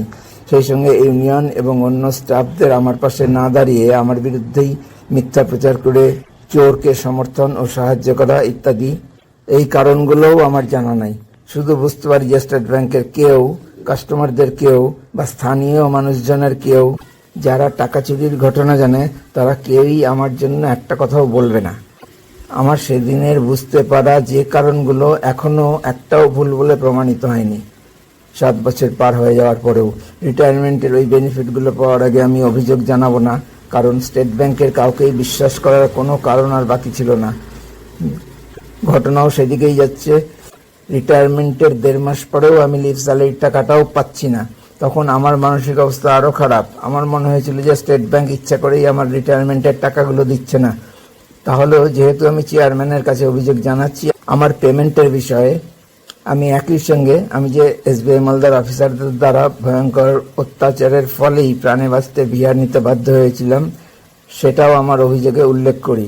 আমি জানি যে এই ভিডিওটা বেশি বড় হয়ে যাচ্ছে, যার জন্য পুরো ভিডিওটা দেখার মতো কেউ সময় দেবে না, কিন্তু সার্বিকভাবে স্টেট ব্যাংক অফ ইন্ডিয়ার এই অমানবিকতার, অনৈতিকতার, জালিয়াতির, প্রতারণার, বিশ্বাসঘাতকতার এবং দুর্নীতির এই সম্মিলিত নৃশংস রূপ সম্পর্কে না বলেও থাকতে পারছি না। এমনিতেই 7 বছর পেরিয়ে গেলেও এবং প্রকাশ্যে অসংখ্য ভিডিও দেওয়া থাকলেও এই দেশের সব মানুষের চোখ, কান, মুখ বন্ধ হয়ে থাকার প্রমাণ তো পেয়েছি। 20/2/2019 তারিখে সন্ধ্যায় আমি অভিযোগ জানাই চেয়ারম্যানকে। পরের দিন 10টার পরপরই BPGLH কলকাতা থেকে একজন অফিসার আমাকে ফোন করেন। আপনি চেয়ারম্যানের কাছে একটা অভিযোগ করেছেন, এই কথা দিয়ে শুরু করতেই এটা শুনেই আমার হৃৎপিণ্ড যেন লাফাতে লাফাতে গলার কাছে এসে আটকে গেছে। ওই সময়ের কথা আমার শুনলেই বোঝা যাবে, ওই সময়ে যে আমি কথা বলছি কল রেকর্ড থেকে শুনলেই বোঝা যাবে যে আমি কতটা আতঙ্কিত হয়ে পড়েছিলাম। আমার গলার স্বর এত কেঁপে গিয়েছিল, আমি কোনো রকমে একটু সময় চাইনি। তারপর প্রায় 36 মিনিট কথা হয়েছে এবং উনি একের পর এক প্রশ্ন করে আমার কাউন্টার থেকে চুরির ঘটনা, CCTV ফুটেজ, আমার উপর ভয়াবহ অত্যাচার এবং প্রাণ বাঁচাতে আমার চাকরি ছাড়তে বাধ্য হওয়ার ঘটনার বিস্তারিত বিবরণ শুনে নেন। আমি শুরুতে এত ভয় পেয়েছিলাম যে ভেবেছিলাম কিছুই বলতে পারবো না, আমি সহজেই অন্যদের দোষারোপ করতেও পারি না। পরে বুঝতে পারলাম যে আমি প্রায় সবকিছুই বলতে পেরেছি। ওনার কাছ থেকেই বহুদিন পর একটা বাক্য শুনলাম, যেটা শুনে মনে হলো হ্যাঁ, আমি এই স্টেট ব্যাংকেরই কর্মী এবং আমার সঙ্গে স্টেট ব্যাংকেরই একজন অফিসার কথা বলছেন। সেটা হলো, কি অত্যাচার, কি রকম কি করেছে, অ্যাকশন নেবে আমার এগেইনস্টে। কি অ্যাকশন নেবে? ব্যাংকে তো ব্যাংকে আর কি অ্যাকশন নিতে পারে? কি অ্যাকশন নেবে? ব্যাংকে তো ব্যাংকে আর কি অ্যাকশন নিতে পারে? সেটা তো আমারও কথা, এটাই তো হওয়া উচিত ছিল। শেষে উনি জিজ্ঞেস করেন, আপনি কমপ্লেনটা উইথড্র করবেন না তো? তো আমি আবার দ্বিধাগ্রস্ত হয়ে পড়ি। আসলে তখনও আমি সরাসরি হ্যাঁ, আমি আমার অভিযোগে অটল থাকবো বলার মতো তো সাহস অর্জন করতে পারিনি। আমি কল রেকর্ড থেকে সামান্য কিছু অংশ শোনাচ্ছি। হ্যালো, দেবব্রত দাস কথা বলছেন? হ্যাঁ হ্যাঁ আমি LHO PPG থেকে কথা বলছি। হ্যাঁ হ্যাঁ বলুন। আপনি একটা কমপ্লেন করেছেন, হ্যাঁ তো ওইটা সম্বন্ধে একটু জানতে চাইছি। হ্যাঁ হ্যাঁ বলুন। টেনশন হয়ে গেল আমার এটা শুনেই। আমার কোনো অপরাধ নাই, তাও শুনেই শুনতে এমন অবস্থা হয়ে গেছে, আমার মানে ফোবিয়াটিক হয়ে গেছি একটু। তার মানে নানাভাবে অত্যাচার করেছিল, মানসিক অত্যাচার, এগুলো অনেক ডিটেলস ব্যাপার আছে, প্রুফ টুফ এইসব আছে, কিন্তু সেটা আমি এই মুহূর্তে আমি ভয়ও পাচ্ছি যে কোথা থেকে কি হবে। আমি সবকিছুতেই ভয় পাচ্ছি এখন। আমি তো ফোবিয়া, কলকাতায় গিয়ে মানসিক হসপিটালে ট্রিটমেন্ট করাচ্ছি, লুম্বিনী পার্ক মেন্টাল হসপিটালে। আচ্ছা, এরকম অবস্থা হয়ে গেছে? হ্যাঁ, মারাত্মক ভয়। মানে এগুলো শুনতে হবে, টাইম দিতে হবে। আর আমার কাছে কিছু কিছু অডিও আছে, বাকি অফিসের ওরা আছে উইটনেস, মানে অকল্পনীয় অত্যাচার। কি অত্যাচার, কি রকম কি করেছে? অ্যাকশন নেবে আমার এগেনস্টে। কি অ্যাকশন নেবে? ব্যাংকে তো, ব্যাংকে আর কি অ্যাকশন নিতে পারে? অ্যাকশন নিয়ে 3 জুন আমার কাউন্টার থেকে, হাই ভ্যালু কাউন্টারে আমি বসতে হতো, 53,000 টাকা শর্ট হয়েছে। এবং শর্টটা আমি 2 মিনিট, যার জন্য শর্ট হয়েছে এটা 2 মিনিটের মধ্যে আমি ওটা ডিটেক্ট করতে পেরেছি। কারণ তাকে কাউন্টারপার্টটা ফেরত দিয়েই ফাঁকা ছিল সামনে, আমি চেক করলাম, দেখলাম যে ওই সেম ডিনোমিনেশন, ওখানেই ভাউচারটাও ছিল, দেখলাম যে ওটা মিস গেছে, আমার দাগ দেওয়া নাই। ভেতরের বোর্ডের ছেলেটা ওই কাজটা নিয়ে গেছিল, লুজ নোটটা ছাড়া। ফোন করার সঙ্গে সঙ্গে ফোন করেছি, তার যে মালিক ক্যাশ ক্রেডিট হোল্ডার সে বলেছিল যে আমি জেনে বলছি, একটু পরে জেনে বললো যে না সে টাকা দিয়েছে। হ্যাঁ, ব্যাংকের ক্যাশ ক্রেডিট কাস্টমার। কি নাম বললেন? বিষ্ণুচরণ ঘোষ। বিষ্ণুচরণ ঘোষ, আচ্ছা। অনেক দিনের কাস্টমার নাকি? মনে হয় আমাকে যে ভয়গুলো দেখিয়েছিল তার মধ্যে এই কথাটা খুব জোর দিয়েছিল, খুব ইম্পর্টেন্ট কাস্টমার। এইটা উনি যদি একটা চিঠি দিয়ে দেন যে আপনার জন্য এই লোকটা আমার তার নাম করে চিঠি দিয়েছে, এই আমি ক্যাশ ক্রেডিটটা বন্ধ করে দিলাম, তো আপনার এই হবে সেই হবে। আরো সঙ্গে সহযোগী আরো অফিসার ছিল, সিএম ম্যানেজার। কে বললো এটা আপনাকে? আমার কথা সবসময় চিফ ম্যানেজারই বলেছে। হ্যাঁ, বিশাল কুমার হচ্ছে ওই সেকেন্ড যে আমাকে হুমকি দিচ্ছিল, ভয় দেখাচ্ছিল। হুমকি দিচ্ছিল? হুমকি দিচ্ছিল? হ্যাঁ, ওই যে একটু বললাম যে এই কাস্টমার ভালো, আমার চুরিটা নিয়ে কোনো কথা না। ওদের একটা ইয়ে হয়েছে, ওই আমার আত্মীয় ছিল মালদার আইসি, ওকে প্রথম দিনই আমি একটু জানিয়ে দিয়েছিলাম যে এরকম ঘটেছে। তারপরে যখন সিসি ফুটেজটা ওই পাওয়া গেল, আমরা তো হর্নে হয়ে খুঁজছিলাম যে টাকাটা, লুজ টাকাটা দেয়নিও। খুঁজতে খুঁজতে আলটিমেটলি পাওয়া গেছে যে লুজ টাকাটা ও এক সময় উঠিয়ে নিয়েছে। উঠিয়ে নিয়ে ওর সঙ্গে সঙ্গে চলে গেছে ওর একটা অন্য ছেলেকে রেখে। হ্যাঁ, এটা মানে পারিপার্শ্বিক পুরো জমা দেওয়া থেকে শেষ অবধি থাকলে বোঝা যাচ্ছে যে এটা প্ল্যান্ড ওয়েতে করা হয়েছে। সঙ্গী একটা ছিল এবং সেদিন ব্রাঞ্চ খুব, আর ওই নতুন যে এখনকার ম্যানেজার উজ্জ্বল কুমার, উনি এটা 13 তারিখে আগের ম্যানেজারকে রিলিজ করে দিয়েছে। এই আমি তো এখানকার পুরনো লোক, ব্যবসায়ীরা সব জেনে ওরাও গিয়ে কথা বলে যেসব বললো যে না ব্যাংক বলছে এটা চুরি না, ও একটা কাগজ তুলেছে, টাকা অন্য কোনোভাবে খোয়া গেছে। এই কথাটা টাকা ব্যাংকে আছে দেখেন কোথায় অন্যভাবে খোয়া গেছে, এটা প্রথম দিনই কাস্টমার বলেছিল। তো যাই হোক, এটা তো মানে আমার স্ট্রাইক করলো মনে। অন্যান্য যারা ব্যবসায়ী বন্ধু আমাকে চেনে তারা বলেছিল যে টাকা চিন্তা করবেন না, টাকা আসবেই, কিন্তু তারা কোনোভাবে যোগাযোগ করে জানতে পেরেছে ব্যাংক বলছে, ওরা ব্যাংক বলছে টাকাটা চুরি হয়নি, ওটা কাগজ চলেছে, অন্যভাবে খোয়া গেছে। এবার ক্যাক ম্যানেজার জিজ্ঞাসা করেছে, তখন বলেছে না ওরা টাকা তো দিয়ে দিয়েছে। ওই কাস্টমারটার আরেকটা কর্মচারী টাকা দিতে জমা দিতে আসে, তাকে জিজ্ঞাসা করেছিলাম, ও বলছে আপনার টাকা দেয়নি, দিয়ে দিয়েছে তো। ওই ছেলেটা আর কখনো আসেনি যে চুরি করেছে। এর মধ্যে টাকাটা দিয়েও দিয়েছিল? না না, এগুলো খবর, টাকা দেয়নি, আমার কাছে কেউ টাকা দেয়নি বা বলেনি টাকা দিয়েছে, ওটা মিটে গেছে। টাকা দিলে তো শেষ হয়ে যেত, আমার দিক থেকে আর করার কিছু ছিল না, কারণ বাকিটা ব্যাংকের ব্যাপার। আমার যেহেতু চুরিটা ধরা গেছে এই জন্য আমি আশা করেছি যে আমার টাকাটা তাহলে ফেরত দেওয়া হোক, আমার ডিমান্ড এইটুকুই। তো এইভাবে চিফ ম্যানেজার বিভিন্ন জনকে বিভিন্ন রকম উত্তর দিচ্ছেন, আর আমাকে ওইভাবে এত বড় কাস্টমার যদি চলে যায় এই করে আপনার এই হবে সেই হবে, প্রচণ্ড ক্ষতি হবে। আমি বললাম পুলিশে যাইনি, আমি তো ওইটা আমি জানি এগুলো আমার যেহেতু খুব ক্লোজ রিলেটিভ হয়, আমি মামা শ্বশুরই, সেই জন্য আমি সঙ্গে সঙ্গে একটু জানিয়ে দিয়েছিলাম আমার ভাগ্নেকে, ও বলে দিয়েছিল এইটুকুই। তারপরে আমি স্টপ করে দিয়েছি, কখনোই আর যাইনি। ওই বনু সাহা বললো, অন্য একজন অফিসার মালদা থেকে ট্রান্সফার হয়ে গেছিল, উনি এসে একদিন দেবু চলো, না না এখন তো আমাদের যাওয়া ঠিক হবে না, ওই চলো তো, যা বলার উনি বলেছেন, আমি চুপচাপ থেকেছি, আমি ওই নিয়ে কোনো কথাও বলিনি। এইসব নিয়ে আমাকে হুমকি দেখাচ্ছেন যে ফুটেজ কোথা থেকে আপনার হাতে আসলো। মালদার তো চেস্ট ব্রাঞ্চ, প্রচুর ক্যাশ লেনদেন হয়, ওই জন্য ওখানে থাকতে হতো। ডেইলি 7টা 6:30 7টা তো হতোই, 8টা 9টাও হতে পেরেছে, কারণ ক্যাশটা না মিললে বোর্ডের সঙ্গে মেলার ব্যাপার আছে, এই ব্যাপারটার জন্য থাকতাম। উনি আমার কোনো আপত্তি কখনো করিনি, আমি শেষ দিকে চলে এসেছি, আমি কাজে খুব সন্তুষ্ট। আর আমাকে পুরনো একমাত্র পেয়ে লোকাল যারা কাস্টমার তারাও খুব আনন্দ পেত, আমার কাছে জিজ্ঞাসা করতো, কথা বলতো, আমার খুব আনন্দ লাগতো। হ্যাঁ, সিসিটিভি এর মধ্যে থ্রেটনিং চলছে? হ্যাঁ হ্যাঁ হ্যাঁ। আর কিভাবে থ্রেটনিংটা কিছুদিন পরে শুরু হচ্ছে, এই ধরুন যে 25 দিন বা মাসখানেক পর। ওই আমি টাকাটা দিচ্ছি, মাঝে মাঝে বলছি আমার খুব অধৈর্য হয়ে পড়ছি, আমার খারাপ লাগছে, পরিষ্কার চুরি দাও, টাকাটা দিচ্ছে না, আমার ফোকাস নষ্ট হয়ে যাচ্ছে, এত হাই ভ্যালু কাউন্টার করি। তো উনি সঙ্গে আপনার ধৈর্য না থাকলে আমার ধৈর্য থাকবে না, এইভাবে সবসময় প্রত্যেকটা কথায় অ্যাটাকিং একটা ওরকম টোনে আর কি, ভীষণ বাজে। আমি চাকরি ব্যাংকের এই ছাড়া, এই গত 1 বছর ছাড়া সারা জীবনে 3 বার মাত্র বকা খেয়েছি। এত আমি ডিসিপ্লিন, সিনসিয়ার এবং মানে পোলাইট, জেন্টল সব আর কি। তো ওগুলো তো আমার শরীরে নিতে পারিনি। এখন আমার আগে শুধু হাই প্রেশার ছিল, এখন 8টা রোগ ধরেছে, sugar, thyroid, uric acid, cholesterol বেশি, ভিটামিন ডি, এগুলো ধরেছে। এগুলো মানসিক চাপে আর কি, মেন্টাল প্রেশার, অথচ কোনো দোষ নেই। আপনি লিখেছেন যে আপনাকে রিভলভার দেখিয়েছিল, সত্যি নাকি? হ্যাঁ হ্যাঁ, ওইটা হচ্ছে যখন একদম কবে কোথায় দেখিয়েছিল বলুন তো?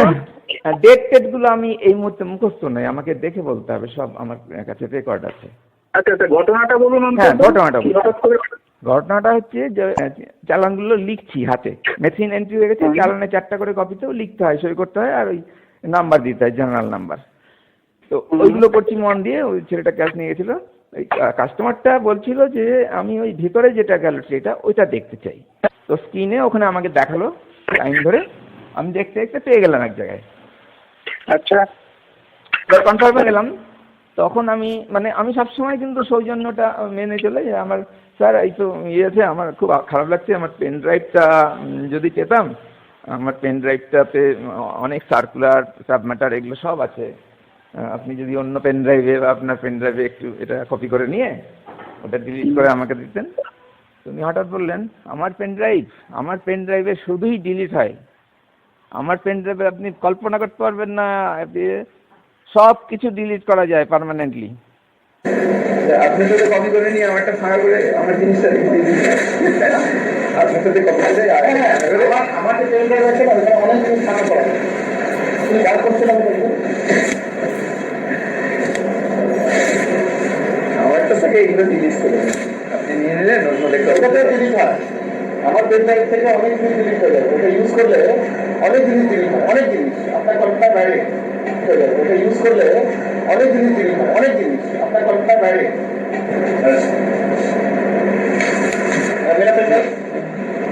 এটা কে বলছে? Chief manager. বাকি আছে 3জন। আচ্ছা, সাইফুল যে দেখিয়েছিল, 2জন ক্লারিক্যাল স্টাফ ছিল আরো, আর ওই অনুপম সিসিটিভি টেকনিশিয়ান ছিল। আচ্ছা, সবার সামনে মেসেঞ্জার, সে তাকে বললো দেখাও তো আমার এটা, আমার সিসিটিভি পেন ড্রাইভটা। আমরা কৌতূহল নিয়ে কি ব্যাপারে এর মধ্যে বের করলো, কোন মেসেঞ্জার? রিভলভার। ওইটা ওই ওনার সামনে, ওনার চেম্বারের সামনে বসিয়ে রেখেছেন। ওটার নাম সফিউল ইসলাম, ওটা হচ্ছে হেড মেসেঞ্জার।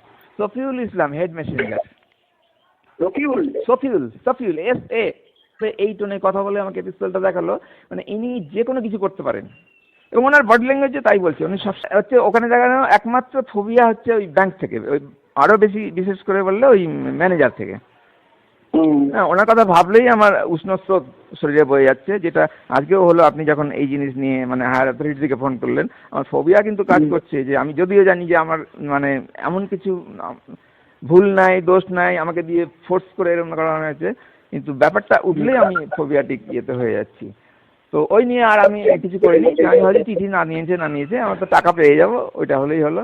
আমার টাকাটা দিয়ে দেওয়ার কথা হয়েছে। তো শেষ অবধি টাকার প্রসঙ্গ একদম কেউ আর উঠাচ্ছে না। ওই আমাকে ঘুরে ফিরে এই করেছেন আপনাকে, এই হুমকি, এই চোটে আমার। তারপরে ওই আমার মেডিকেল মানসিক হসপিটালের ডাক্তারের অ্যাডভাইস অনুযায়ী আমাকে রেস্ট নিলাম, ছুটি নিতে থাকলাম। ওই সময় একটা মেমো পাঠিয়েছিল যে আপনি আনঅথরাইজড লিভ আছে, কিন্তু প্রত্যেকবারই হোয়াটসঅ্যাপে অ্যাপ্লাই করতাম, মেশিনে HRMS এ অ্যাপ্লাই করতাম। আপনি এক জায়গায় বলেছেন যে কোন একজন ক্রিমিনালকে সেভ করার জন্য, যে চুরি করেছে মানে সেই কাস্টমার না, কাস্টমারের এমপ্লয়ি, কাস্টমার নিজে না কি, কিন্তু কেউ কোনো সাপোর্ট ছিল না। আমি মানে প্রচন্ড আতঙ্কগ্রস্ত হয়ে এরকম চাকরিটা ছাড়তে বাধ্য হলাম। না হলে এই সামনের 25 মাসে এই অবস্থা, এই স্টেজে আমি যে চাকরি 34 বছর 7 মাস করেছি, যে বেতন পেতাম সেটা 15-20 বছর, প্রথম দিকে 15-20 বছরেও পাইনি। তো কে এত লোভনীয়? আর আমি এখন আরামসে খুব আনন্দে কাজ করছিলাম, এই বয়সে আনন্দে কাজ করছিলাম। আচ্ছা, তো ওই আমি যেটাকে ক্রিমিনাল উল্লেখ করেছি, সেটা হচ্ছে ওই যে চুরি করলো সে ক্রিমিনাল, তাই না? কিন্তু আমার সঙ্গে যেন ক্রিমিনালের মতো ব্যবহার করছে, আমি ক্রিমিনাল, এটা আমি খুব রিয়েলাইজ করছি। আরে আমি ক্রিমিনাল নাকি? আমার সেই ক্রিমিনালের মতো ট্রিটমেন্ট করছে কেন? একটা জিনিস জিজ্ঞেস করি, আপনার এই পিএফ গ্র্যাচুইটি, হ্যাঁ হ্যাঁ হ্যাঁ, এইগুলো সিগনেচার করলেন কতদিন পরে? সেটা করেছে 7 তারিখে। আমি তার পরের দিন 1 তারিখে গিয়ে বসেছিলাম, সারাদিন বসে থেকে সকাল থেকে বসে থেকে 4:30 নাগাদ। মানে সিএমএ অ্যাপ্লাই করেছিলেন আপনার বিহাফে? হ্যাঁ হ্যাঁ, উনি অ্যাপ্লাই করে হাত কপি বের করেছেন। এটা ইন্টারনেট থেকে বলেছিল 7 তারিখে বের করেছেন। হ্যাঁ ওকে, 7 তারিখে আপনি সব কাগজপত্র জমা দিয়ে দিয়েছিলেন? আমাকে যা যা দিল, হ্যাঁ আমি সঙ্গে সঙ্গে ওখানে বসে করে দিয়েছি, কোনো অসুবিধার কিছু ছিল না। 7ই হয়ে গেছে সব কমপ্লিট? না শুনুন না, আরো ব্যাপার আছে। আমি ভিআরে কি কি লাগে ডকুমেন্টস, সেটা আরেকজন যেটা বললাম যে সেপ্টেম্বরে ভিআর নিয়েছে, ওর কাছে সব আমি লিস্ট করে নিয়েছিলাম। ও বলেছি যে 5 কপি এটা বের করতে হবে, 10টা রেভিনিউ স্ট্যাম্প, একটা নন জুডিশিয়াল স্ট্যাম্প। ও আমাকে গাইড করেছিল, photo, joint photo, single photo. হ্যাঁ, তা আমি সেগুলো বলছি যে আমার তো 5 কপি লাগবে, এরকম আছে, একটা স্ট্যাম্প লাগবে, এইগুলো। উনি আমার কোনো কথাই শুনছেন না, মানে সবটাতে আমি যেন একটা একদম নতুন একটা আন করা কেউ।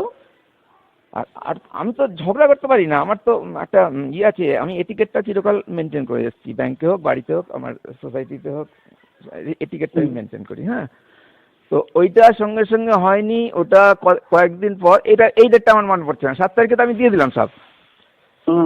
এবার কয়েকদিন পর আমার ডাক পড়লো যে এই আরেকটা কপি লাগবে, একটা কপি কম ছিল, 4টে। না, 7 তারিখে কি আপনি সব সই টই করে দিয়েছিলেন? হ্যাঁ হ্যাঁ, সই করে দিয়েছিল। আর তারপরে পরবর্তী সাবসিকুয়েন্ট ডেটে যে গেলেন, সেখানে সেই সময় কি আরো কোনো এক্সট্রা ডকুমেন্ট দিয়েছিলেন? না, আরেকটা কপি, ওটা সই করতে বলেছিল, আরেকটা কপি বের করে। হ্যাঁ আচ্ছা, ওইটা ডেটটা মনে পড়ছে না। আচ্ছা, তো সেকেন্ড টাইম ডাকা হয়েছিল, তারপরে থার্ড টাইম ডাকা হয়েছিল, এটা বোধহয় শেষের দিকে, মানে ওই মাস জানুয়ারির শেষের দিকে চলে গেল। আরবিআই থেকে আরেকটা কি ফর্ম দিয়েছে, এই করতে করতে অনেকটা দিনই গেছে। এখনো কিছুই পাইনি, কিছু পয়সা পাইনি, আমার কোনো নেই, মানে কোনো ফিক্সড ডিপোজিট, আরডি কিচ্ছু জমা নেই।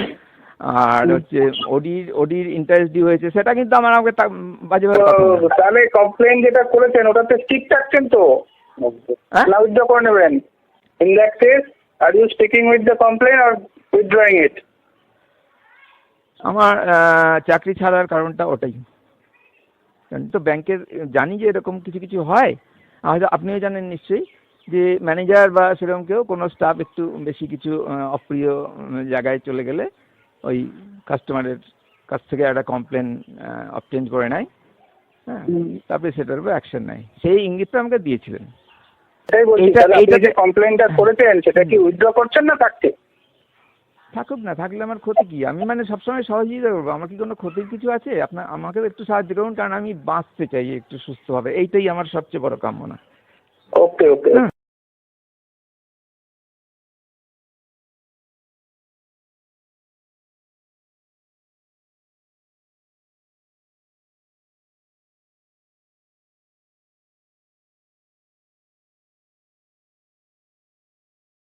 পিপিজিএলএইচ কলকাতা থেকে 21/2/2019 তারিখে ফোনে আমার সঙ্গে কথা বলার পরের দিন আরবিও থেকে আমার কাছে ফোন আসে।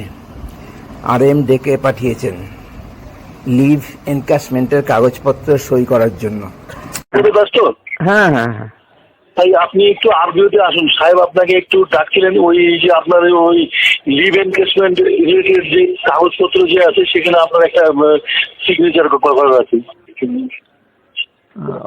আমার তো টেনশন শুরু হয়ে গেল। আপনারা তো সবাই ব্যাকগ্রাউন্ড জানেন, কিন্তু ফোবিয়াটিক বেঞ্চে যাওয়া, আরবিওতে যাওয়া, একটু সময় নিচ্ছি আমি। কারণ আমার এই অ্যাংজাইটি যেটা থেকে একটু কমেছিল, মুক্তি পেয়েছিলাম প্রায়, আবার শুরু হয়ে গেল। খুব দুর্ভাগ্য আমার। ঠিক আছে, একটু আমাকে সময় দিন, আমি দেখি। হ্যাঁ, কিসে সই করতে হবে বললেন? অ্যাপ্লিকেশন? হ্যাঁ অ্যাপ্লিকেশন, লিভ এনক্যাশমেন্টের অ্যাপ্লিকেশন।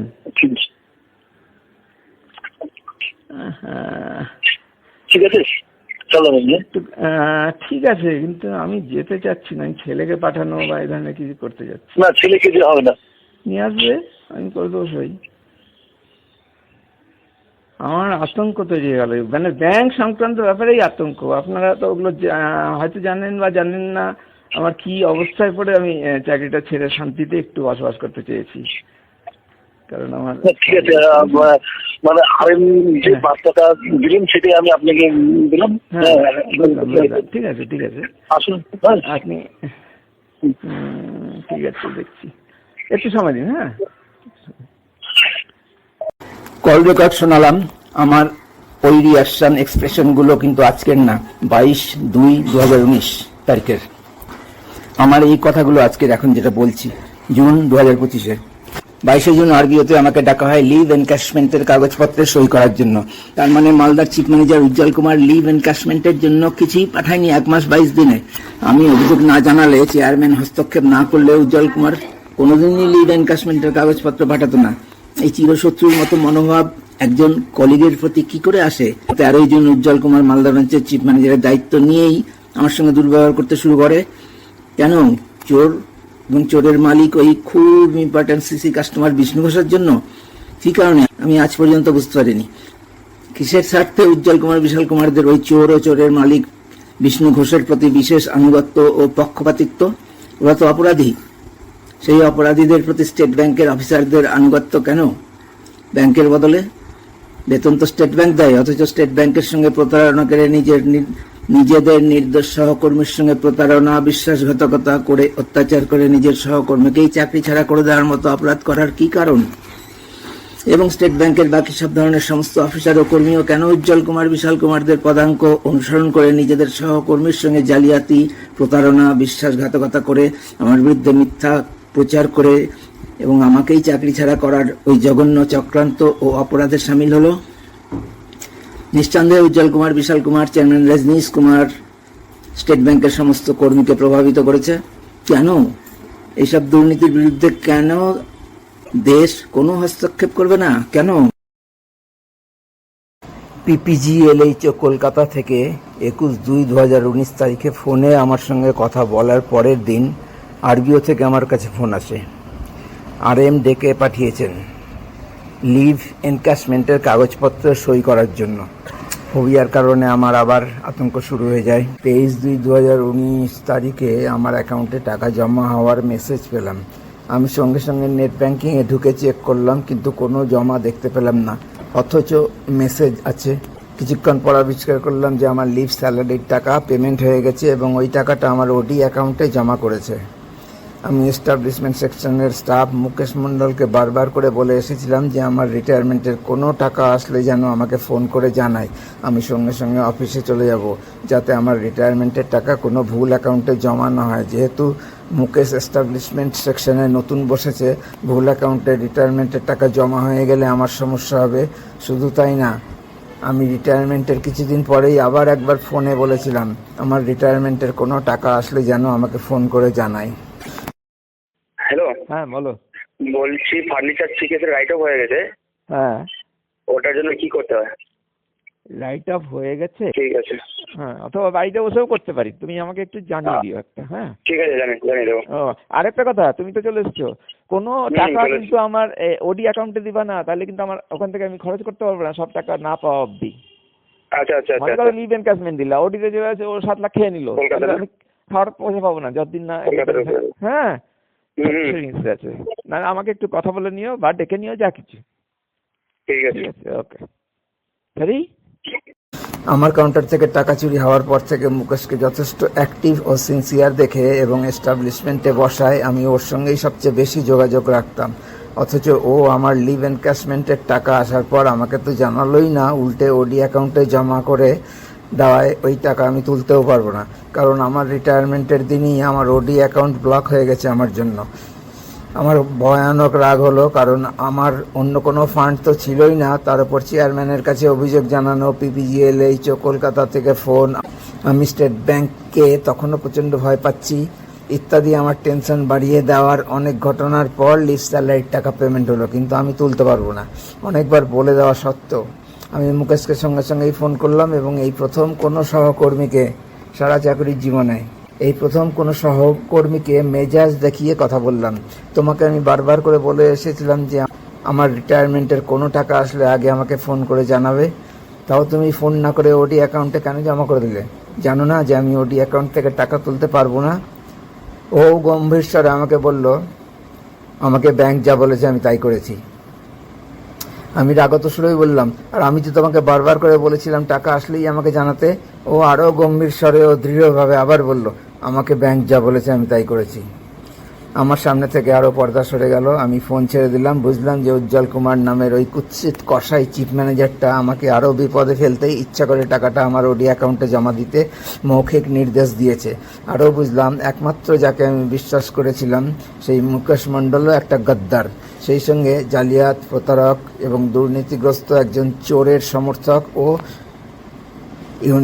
স্টাফ ইউনিয়নের অ্যাসিস্ট্যান্ট সেক্রেটারিও। ও অনেক বড় বড় কথাও বলেছিল, কাউকে ছাড়বে না, সিএম হয়েছে তো কি হয়েছে ইত্যাদি। প্রচণ্ড রাগের সঙ্গে সঙ্গেই আমি চেয়ারম্যানের কাছে আবার অভিযোগ জানালাম। এনএইচআরসি, ন্যাশনাল হিউম্যান রাইটস কমিশনে আরও একটা অভিযোগ জানালাম যে কীভাবে উজ্জ্বল কুমার স্টেট ব্যাংক, এই স্টেট ব্যাংকই করছে, উজ্জ্বল কুমার স্টেট ব্যাংকের পক্ষে করছে। স্টেট ব্যাংক ইচ্ছাকৃতভাবে আমাকে বিপদে ফেলছে তা জানিয়ে আমি আরবিও থেকে ফোন করে যিনি ডেকেছিলেন তাকেও ফোন করে জানিয়ে দিলাম। সেদিনই পরে আবার আরবিওর ওই অফিসারের কাছ থেকে ফোন আসলো। উনি বললেন মালদা ব্রাঞ্চ আমার লিভ স্যালারির টাকাটা পেনশন অ্যাকাউন্টে জমা করে দিয়েছে, আমি যেন চেক করে নিই। আমি স্টেট ব্যাংকের চেয়ারম্যানকে ফার্স্ট কমপ্লেনটা পাঠাই ফেব্রুয়ারি মাসের 20 তারিখে 2019। সেকেন্ড কমপ্লেন ফেব্রুয়ারি মাসের 23, 2019। ওডি অ্যাকাউন্টের টাকা জমা করে দেওয়ার পরে সেদিনই আমি সেকেন্ড কমপ্লেনটা জানিয়েছিলাম যে ইচ্ছাকৃতভাবে ওডি অ্যাকাউন্টে টাকা জমা করেছে উজ্জ্বল কুমার এবং যে করেছে কাজটা ক্লারিক্যাল মুকেশ মণ্ডল ইচ্ছাকৃতভাবে করেছে, এটা কখনোই করতে পারে না। এবং মুকেশ মণ্ডল যে বলেছে ব্যাংক যা বলেছে করেছি, সেরকম ব্যাংকের কোনো ইনস্ট্রাকশনও দেখাতে পারবে না এবং এটার জন্য দুজনেই দায়ী আছে। এটা বিরাট একটা অপরাধ। একজন পেনশনারের লিভ এনক্যাশমেন্টের টাকা দীর্ঘদিন পর দেওয়ার পরে চেয়ারম্যানকে কমপ্লেন করার পর চেয়ারম্যান হস্তক্ষেপ করার ফলে টাকাটা পাওয়া গেল 1 মাস 21 দিন পরে বা 1 মাস 22 দিন পরে। সেই টাকাটা ইচ্ছা করে একটা ওডি অ্যাকাউন্টে ফেলে যাতে তোলা না যায় এরকম ব্যবস্থা করলো স্টেট ব্যাংকেরই একজন পেনশনারের সঙ্গে। এটা তো অপরাধ নাকি? উজ্জ্বল কুমার, মুকেশ মণ্ডল দুজনেই এই কাজের জন্য ইচ্ছাকৃতভাবে অপরাধ করাই শাস্তিযোগ্য। 3 নম্বর কমপ্লেনটা 8ই মার্চ 2019। 4 নম্বরটা 14ই মার্চ 2019, 14 মার্চ। 5 নম্বর কমপ্লেন 1 মে 2019। এই দিন আমি দুবার করেছি, 2টা কমপ্লেন করেছি। 1 মে 2019-এর দুপুর 2:07 একটা 5 নম্বর। 6 নম্বরটা করেছি 1 মের রাত্রি 9:03। 7 নম্বর 17ই মে 2019, 7 নম্বর কমপ্লেন। 8 নম্বর 28শে মে 2019, এটা দুপুর 1:47 করেছি 8 নম্বর। সেদিনই আরেকটা করেছি একটু পরেই, রিসেন্ট করেছি, গেল কি গেল না এই সন্দেহে, যদিও গেছে আলটিমেটলি, কারণ সেই জন্যই আমার কাছে ওই সেন্ড করা এটা আছে আর কি। তখন মনে হয়েছে আমার যে গেল কি গেল না, আমি কনফিউজ ছিলাম বলে 28শে মেই 9 নম্বরটা 1:52 দুপুরে পাঠালাম। এই কমপ্লেনগুলো পাঠানোর শেষ হওয়ার পরে 29 তারিখেই রজনীশ কুমারকে আমি সবগুলো কমপ্লেন্টের হার্ড কপি পোস্ট অফিসে রেজিস্টার্ড পোস্ট করে পাঠিয়েছি। এইটা তার রিসিপ্ট টু রজনীশ কুমার, যে উপরে নাম্বার আছে RW7457644588IN। রেজিস্টার্ড পোস্টের লেটারটা রিসিভ করেছে, এটা অ্যাকনোলেজমেন্ট SMS এসছে, your article tracking with number this RW7457644588IN।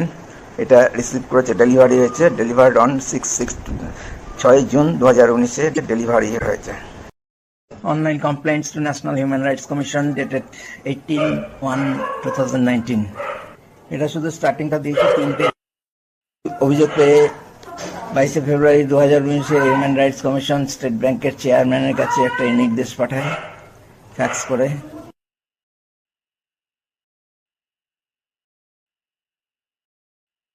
মিথ্যা রিপোর্ট স্টেট ব্যাংক কালেক্ট করে আরবিও মালদা থেকে, মালদা আরবিও, এটা রিজিওনাল ম্যানেজারের দেওয়া। চুরি আসল পয়েন্টগুলো নাই। আমি যে জন্য চাকরি ছাড়তে বাধ্য হয়েছি, ব্যাংক থেকে চুরি হওয়া, চোরের কোনো বিরুদ্ধে কোনো অ্যাকশন না নেওয়া, চোরকে ছেড়ে দেওয়া, এমনকি টাকাটাও ফেরত না দেওয়া। টাকাটা ফেরত নিয়ে আমাকে দেওয়ার কথা ছিল। ব্যাংক থেকে টাকা চুরি হলো, চোরকে ছেড়ে দিল ব্যাংক, এবং টাকাটাও ফেরত নিল না, উদ্ধার করলো না ব্যাংকের। তারপরে শুরু হলো আমার ওপর অত্যাচার, মুখ খোলায়। আমি নাকি ওই টাকা চেয়ে মুখ খোলার জন্য বারবার টাকা চেয়েছি বলে ভয়াবহ অত্যাচার শুরু হয়, হুমকি দেওয়া, নানা রকম ভাবে অপমান করা, মিথ্যা অভিযোগ আরোপ করে, কিন্তু সেইগুলো কোনো উল্লেখ করা নাই। এইটা রিজিওনাল ম্যানেজার কাজল ভৌমিক, স্টেট ব্যাংকের মালদা জেলার আরএম, এই মিথ্যা রিপোর্টটা দিয়েছে। একটা 2 নম্বরই প্রতারক, বিশ্বাসঘাতক, দুষ্কৃতী, ঘুষখোর আর দুর্নীতিপরায়ণ, দুর্নীতিবাজ আরএম স্টেট ব্যাংকের।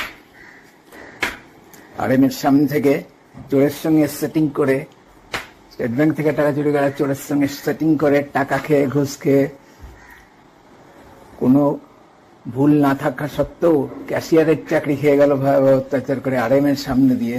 আরএম চুপ করে থাকলো, মুখ থেকে একটা কথা বেরো না। হিজরা আরএম। একটা রিপোর্ট আছে, এই রিপোর্টটা দিয়েছে আরেকজন, CM, CS and CM RBO Malda. এনএইচআরসির যে নির্দেশে বলা আছে যে আমাকে কমপ্লেনেন্ট এবং ভিকটিম, অর্থাৎ দুটোই আমি এক্ষেত্রে, আমাকে সঙ্গে নিয়ে, আমাকে ইনভলভ করে নিয়ে এই বিষয়ে প্রয়োজনীয় ব্যবস্থা গ্রহণ করার। স্টেট ব্যাংক তো আমাকে জানায়নি, আমাকে না জানিয়ে ভিকটিম ছাড়াই হয়ে গেল একটা তদন্ত, ইনভেস্টিগেশন হয়ে গেল। এবং যারা ক্রিমিনাল, এটা আরএম আর এই যে আরবিওর যে কোনো অফিসার, এটা তো সবাই জানে, মালদার সবাই জানে। জানা সত্ত্বেও এরা সাহায্য করেছে চোরকে, স্টেট ব্যাংকের মালদার চিফ ম্যানেজার উজ্জ্বল কুমার, বিশাল কুমারকে আমার উপর ভয়াবহ অত্যাচার করা, চোরকে ছেড়ে দেওয়া, আমাকে চাকরি ছাড়তে বাধ্য করা, এগুলো করতে তারাই সাহায্য করেছে। ওরাও তো ক্রিমিনাল, আরএম তো ক্রিমিনাল। নাম করে আমি 5-6 জনের নাম বলছি, কিন্তু সবাই তো ক্রিমিনাল স্টেট ব্যাংকের। 2.5 লক্ষ কর্মচারী একজনও আমার সহকর্মীর পাশে না দাঁড়িয়ে চোরকে সমর্থন করেছে, চোরের পক্ষে মিথ্যা কথা প্রচার করেছে যে চুরি হয়নি, ওটা ক্যাশিয়ারের সাজানো ঘটনা। এবং ইউনিয়নও আমার পাশে না দাঁড়িয়ে ইউনিয়নও তাদের সাহায্য করেছে, চোরকে সাহায্য ও সমর্থন করেছে। সেদিক দিয়ে তো সবাই ক্রিমিনাল স্টেট ব্যাংকের। তো ক্রিমিনাল কি করে ইনভেস্টিগেশন করে আর রিপোর্ট দেয়? 16 জুন 2019, 16 জুন তো অনেক পরে, এটা আমার রিমাইন্ডার। 30 সেপ্টেম্বর, এটাও অ্যাপিল ক্লোজড, রিমাইন্ডার যেমন ক্লোজড বলে বলা হয়েছে। 14 এপ্রিল, এটা খুব ইম্পর্ট্যান্ট। এটা হচ্ছে action taken by State Bank of India is not satisfactory and not as per my complaints. সন্তোষজনক উত্তর না পেয়ে আমি রিভিউর আবেদন করি, এবং পুরো যা যা উত্তর দিয়েছে, মিথ্যা উত্তর দিয়েছে, মিথ্যা রিপোর্ট দিয়েছে, এবং কি কি রিপোর্টগুলো দেয়নি, অভিযোগের মূল বিষয়গুলো, সেই সব ব্যাখ্যা করে, বিস্তারিত ব্যাখ্যা করে আমি রিভিউর আবেদন করে ন্যাশনাল হিউম্যান রাইটসের কাছে জানাই। ওটা অনলাইনে না, এটা আমাকে ইমেলে পাঠাতে হয়েছে, to nhrc.india@nic.in এই অ্যাড্রেসে। এবং পরবর্তী সময়ে ফোন নিয়ে আমি যখন খোঁজ খবর করেছিলাম, তখন ফোনে জানতে পেরেছি যে এটা, ফোন করে জানতে পেরেছি যে এই আমার এই বিশদ ব্যাখ্যাটা এবং রিভিউর আবেদনটা পেয়েছে কমিশন। পয়েন্টগুলো দেওয়া আছে, কিন্তু এটাতে একটাই পেজ দেওয়া আছে। পয়েন্ট নাম্বার 1, ফার্স্ট পয়েন্ট, মাই ক্লারিফিকেশন। 16 জুন 2019 আমি একটা রিমাইন্ডার পাঠিয়েছি।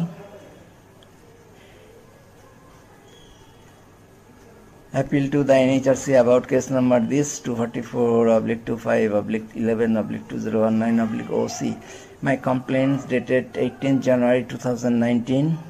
No action taken as per letter sent by AGM HR LHO Kolkata about the main part of my complaints, for which I seek active intervention of the National Human Rights Commission. এটা জানিয়েছি। 8 নম্বর। 9 নম্বর 30 September 2019 আবার reminder দিয়েছি, কিন্তু আর আমি উত্তর পাইনি। কখনো 2019 সালের ফেব্রুয়ারি মাসের 20 তারিখ থেকে শুরু করেছিলাম স্টেট ব্যাংকে কমপ্লেন পাঠানো চেয়ারম্যানকে। 2019 সালের 28শে মে, ফেব্রুয়ারি, মার্চ, এপ্রিল, মে, এই 3.5 মাস ধরে 8টা কমপ্লেন পাঠিয়েছিলাম।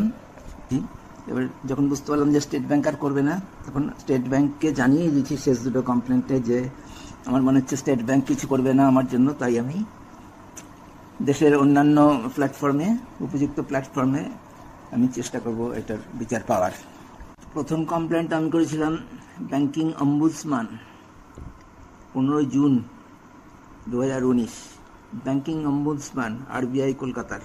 ব্যাংকিং অম্বুডসম্যান থেকে অটো অ্যাকনলেজমেন্ট ফর ডিসপোজড, এটা এসছে আমার কাছে ইমেল 26শে জুন 2019-এ, যেখানে বলা আছে thank you for your complaint number this. In this connection it is advised that your complaint has been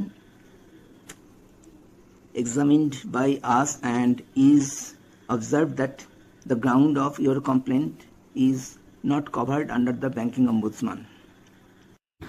আমি জানি যে ব্যাংকিং অম্বুডসম্যান ব্যাংকের কাস্টমারদের যে কোনো ব্যাংকের বিরুদ্ধে অভিযোগ জানানোর সর্বোচ্চ প্ল্যাটফর্ম, কিন্তু স্টেট ব্যাংকের কাউন্টার থেকে টাকা চুরি করে চোর সিসিটিভিতে ধরা পড়লেও 1.5 মাস ধরে টাকাটা ফেরত দেওয়ার কথা বলা সত্ত্বেও গড়িমসি করতে থাকলেও এবং ব্যাংকের বাইরের অসংখ্য মানুষও ওই চুরির ঘটনা জানতে পারার পরেও চুরির ঘটনা চেপে দিয়ে ও সিসিটিভি ফুটেজ গায়েব করে দিয়ে চোরকে সসম্মানে ছেড়ে দেওয়ার বিষয়টা স্টেট ব্যাংকের সুরক্ষা ব্যবস্থা এবং স্টেট ব্যাংকের সুনামের পক্ষে খুবই ক্ষতিকর হওয়ায় আমার মনে হয়েছিল যে রিজার্ভ ব্যাংক অফ ইন্ডিয়া হয়তো বিষয়টাকে গুরুত্ব দিবে এবং কোনো পদক্ষেপ নেবে, যেহেতু স্টেট ব্যাংক সহ দেশের অন্য ব্যাংকগুলোর নিয়ন্ত্রক হিসেবেই কাজ করে রিজার্ভ ব্যাংক।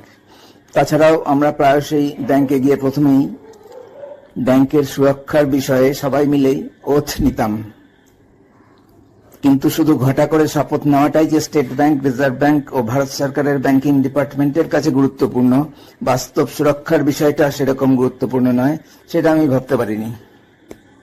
স্টেট ব্যাংকের সিকিউরিটি ল্যাপসেস এবং স্টেট ব্যাংকের রেপুটেশন খারাপ করার কাজটা খুব ভালোভাবেই করলো স্টেট ব্যাংক অব ইন্ডিয়ার চেয়ারম্যান রজনীশ কুমার, মালদার RM কাজল ভৌমিক, মালদা ব্রাঞ্চের চিফ ম্যানেজার উজ্জ্বল কুমার, ক্যাসকেড ম্যানেজার বিশাল কুমার, পার্থ চক্রবর্তী সহ স্টেট ব্যাংকের মোট 2.5 লক্ষাধিক অফিসার ও কর্মীর সবাই, সেই সঙ্গে স্টেট ব্যাংকের কর্মী ও অফিসারদের ইউনিয়নগুলো আমার অভিযোগ পেয়েও কোনো পদক্ষেপ না নিয়ে চোরের মালিক তথা সিসি কাস্টমার বিষ্ণু ঘোষ এবং স্টেট ব্যাংকের সমস্ত কর্মী, অফিসার ও ইউনিয়নগুলোর অসংখ্য 2 নম্বরী কাজ, ব্যাংক ও ভিকটিম ক্যাশিয়ারকে প্রতারিত করা, চুরির ঘটনা ও সিসিটিভি ফুটেজ চেপে দিয়ে চোরকে সমর্থন ও সাহায্য করার মতো জঘন্য অপরাধ। চুরি হয়নি, ওটা ক্যাশিয়ারের সাজানো ঘটনা বলে নোংরা মিথ্যা কথা প্রচার করে স্টেট ব্যাংক ও নিজেদের নির্দোষ সহকর্মী ক্যাশিয়ারকে কলঙ্কিত করা। চেয়ারম্যান রজনীশ কুমারের অত্যাচারিত, কলঙ্কিত, অপমানিত হয়ে মৃত্যুর আশঙ্কায় চাকরি ছেড়ে পালিয়ে প্রাণ বাঁচানোর বিষয়ে অসংখ্য অভিযোগ পেয়েও দায়িত্বজ্ঞানহীন ভাবে স্টেট ব্যাংকের 100% কর্মীকেই ওপরে উল্লেখ করা এত অসংখ্য অপরাধ করতে বাধ্য করার বা ইনসিস্ট করার, এত অসংখ্য অনৈতিক, অমানবিক, নৃশংস ও দুর্নীতিমূলক অপরাধ করা অপরাধীদের বিরুদ্ধে কোনো পদক্ষেপ না নিয়ে চোখ মুখ কান বন্ধ রেখে এত অসংখ্য মানুষের এত অসংখ্য অপরাধের প্রশ্রয় দিল তথা উৎসাহিত করলো ভারতের জাতীয় মানবাধিকার কমিশন, প্রধানমন্ত্রীর office, finance ministry, reserve bank. 2019 তারপরে পাঠালাম 22/6/2019 প্রাইম মিনিস্টার্স অফিস PMO, যেখানে সবকিছুই আছে ডিটেলস। এখানে আমার কমপ্লেন্টের অংশটাও আছে, আবার নিচে কি রেজাল্ট হয়েছে, স্টেট ব্যাংক থেকে কেস ক্লোজ করে দিয়েছে, ডেট অফ অ্যাকশন 5/8/2019। এখানে বলেছে একটা রিপোর্টের ভিত্তিতে attach copy please necessary action, 2টা রিপোর্ট দিয়েছে, ওই রিপোর্ট দুটো দেখে দিচ্ছি আলাদা করে। ওই রিপোর্ট দুটোর ভিত্তিতেই মিথ্যা রিপোর্ট, যার মধ্যে মিথ্যা রিপোর্ট বলতে আসল কমপ্লেনগুলোর কথাই তো লেখায় নাই। ওই দুটো রিপোর্টের ভিত্তিতেই সমস্ত কমপ্লেনের রিপোর্ট রিপ্লাই হয়ে গেছে স্টেট ব্যাংকের দিক থেকে, নো মেরিট, কেস ক্লোজড। এবং আমি যাদের কাছে পাঠিয়েছি সেন্ট্রাল গভর্নমেন্টের ডিপার্টমেন্টে, যে PMO, তারপরে ফাইন্যান্স ডিপার্টমেন্ট, ফাইন্যান্স মিনিস্ট্রি, তারপরে ন্যাশনাল হিউম্যান রাইটস কমিশন, এই ধরনের তারা কেউ আর কিছু করেনি। আমি রিভিউয়ের আবেদন করলেও স্যাটিসফ্যাক্টরি রিপ্লাই না পেয়ে বা রিড্রেস না পেয়ে স্টেট ব্যাংকের কাছ থেকে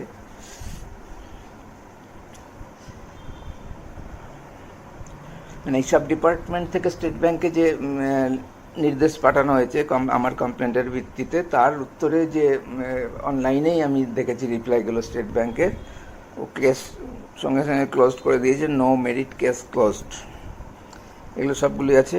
এটা 2 নম্বরটা পিএমওতে 22/6/2019-এ।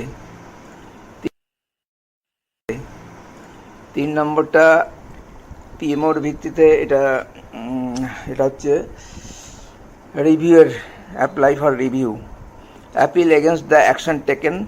এই যে পিএমও পিজি প্রথম যেটা ছিল 0336775 22/6/2019, ওইটার রিপ্লাই ওই কেস ক্লোজড করে দিয়েছে, নো মেরিট কেস ক্লোজ। তার রিভিউয়ের আবেদন করেছি, এটা রিভিউয়ের যে অ্যাপ্লাই করেছি তার নাম্বার করেছিল DEABD/E/2019/28808।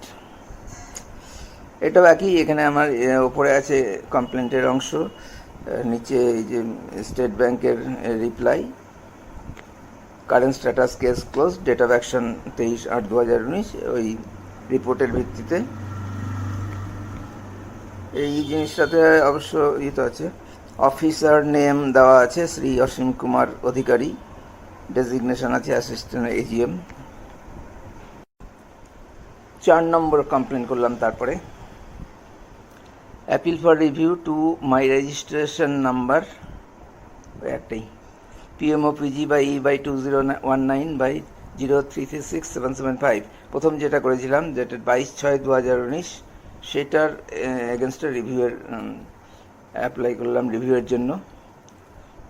এখানে রিভিউ অ্যাপ্লাই করেছি 20 আগস্ট 2019, 2019 সালের 20 আগস্ট মাসের 20 তারিখে। একই জিনিস, ওখানে রেডিমেড সব রিপ্লাই চলে আসছে, নো মেরিট কেস ক্লোজড, সব আছে সব। মানে এটা একটা বিরাট একটা চক্রান্ত। পুরো দেশের সবাই তো 7 বছর হয়ে গেল, আজ পর্যন্ত একজন কেউ পজিটিভ উত্তর দেয়নি, একজন কেউ সাড়াই দেয়নি। মানে আমাকে এটা যে প্রতিবাদ করবে তার জন্য কোনো সাড়া বা আমাকে সাহায্য করার জন্য তাই কেউ দেয়নি। কাজেই আমার এটা বলার অধিকার আছে যে পুরো দেশের সব ডিপার্টমেন্ট সবাই, মানে সব কিছুই, পুরো দেশটাই জড়িত আছে এই ষড়যন্ত্রে। স্টেট ব্যাংক যে ষড়যন্ত্র করেছিল তার পুরো শক্তি নিয়ে 2.5 লাখের উপর যে তাদের কর্মচারী, অফিসার সব মিলিয়ে টোটাল কর্মী, তাদের সবাই ইনভলভ হয়েছিল এই ষড়যন্ত্রে। সবাই মিথ্যাচার করেছে, প্রচার করেছে চুরি হয়নি, সবাই মিথ্যাচার করে প্রচার করেছে ক্যাশিয়ারের সাজানো ঘটনা, এবং সবাই কিন্তু ক্রাইম করেছে স্টেট ব্যাংকের। অবশ্যই ইউনিয়নগুলোও ছিল, ইউনিয়নগুলো নিয়ে সেরকম কি আর বলবো, ইউনিয়ন দায়ী ছিল, কারণ ইউনিয়ন ছাড়া কাজ হয় না। এত বড় একটা স্টাফের চাকরি বিনা দোষে চলে গেল, চোরকে বাঁচিয়ে দিল, ইউনিয়ন ছিল।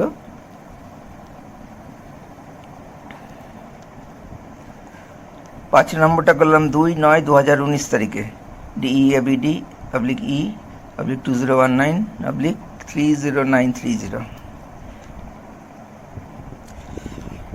Second appeal for review of my complaint, original complaint, PMOPG, প্রথমটা 0336775, এটার ডেট হচ্ছে 22/6/2019 ছিল। আর এটার জন্য যে রিভিউ, সেটার ফার্স্ট রিভিউ চাইলাম। মানে রিভিউটাতেও কিছু নাই, একই কিছু রিভিউ তো করছে না, ওর নামেই রিভিউ। রিভিউ মানে আবার চিঠি যাচ্ছে হয়তো ওই ডিপার্টমেন্ট থেকে, এই সেন্ট্রাল ডিপার্টমেন্ট থেকে, সেন্ট্রাল গভর্নমেন্টের, স্টেট ব্যাংক তৈরি করা হয়েছে, ওই চেপে দিয়ে দিচ্ছে, খালি ডেটটা আলাদা আছে। ওই রিপোর্টের ভিত্তিতে নো মেরিট কেস ক্লোজড। পিএমওপিজির প্রথম যে রিভিউটা পাঠিয়েছিলাম সেটার রিপ্লাই হয়ে গেছে, সেই জন্য সেটার ওপর ফার্স্ট রিভিউ। আর অরিজিনাল পিএমওপিজি প্রাইম মিনিস্টার্স যে কমপ্লেন করেছিলাম সেটার উপর সেকেন্ড রিভিউ। এই দুটোই চেয়েছিলাম, এর রিপ্লাই সব একই আছে। কেস ক্লোজড, 7/9/2019 কেস ক্লোজ করলো state bank. Attachment copy of reply to customer. State bank অনেক জায়গায় উল্লেখ করেছে কাস্টমার বা আমাকে, আমার কথা বলেছে স্টাফ, কনসার্ন স্টাফ বা রিটায়ারি আমাকে পাঠিয়েছে। স্টেট ব্যাংক কখনো কিছু পাঠায়নি আমাকে। আমি কমপ্লেন করতে শুরু করার পর স্টেট ব্যাংক লিখিতভাবে আমাকে কোনো কিছুই পাঠায়নি। একমাত্র এনএইচআরসি মানে ন্যাশনাল হিউম্যান রাইটস কমিশনের নির্দেশ অনুযায়ী তাদের যে লেটার ছিল, ইনস্ট্রাকশন, তার যে রিপ্লাইটা ছিল বা তার যে বলেছিল অ্যাকশান নিতে আমাকে সঙ্গে নিয়ে, আমাকে সঙ্গে টঙ্গে নেয়নি, আমাকে কোনো খবরই দেয়নি। স্টেট ব্যাংকে সব নিজে নিজেই হয়ে যায়, সব 2 নম্বরই না, সব মহা 2 নম্বরই, মহাচোর। তো স্টেট বোঝাই তো যাচ্ছে একটা পাতি চোর কাউন্টার থেকে টাকা চুরি করলো, সবাই দেখলো, সবাই, বহু লোক দেখলো, কাস্টমার দেখলো, এমনি জেনারেল পাবলিক দেখলো, জানলো, বাজার মার্কেট আছে ওখানে তারা জানলো, ব্যাংকের সবাই জানলো, মালদা ব্রাঞ্চেই তো বহু স্টাফ। আর এটা এমন খবর যে টাকা চুরি করে ধরা পড়েছে, তো বিশাল খবর। আমি তো তার আগে 34 বছর 9 মাসে কখনো এই খবর, চুরি করার খবর শুনিনি। সিসিটিভি থেকে টাকা এক্সেস পেমেন্ট ধরা গেছে, সেটা আবার ফেরত আনা গেছে, এটা হয়েছে। আমার বেলা সিসিটিভিটার কোনো ভ্যালু নাই।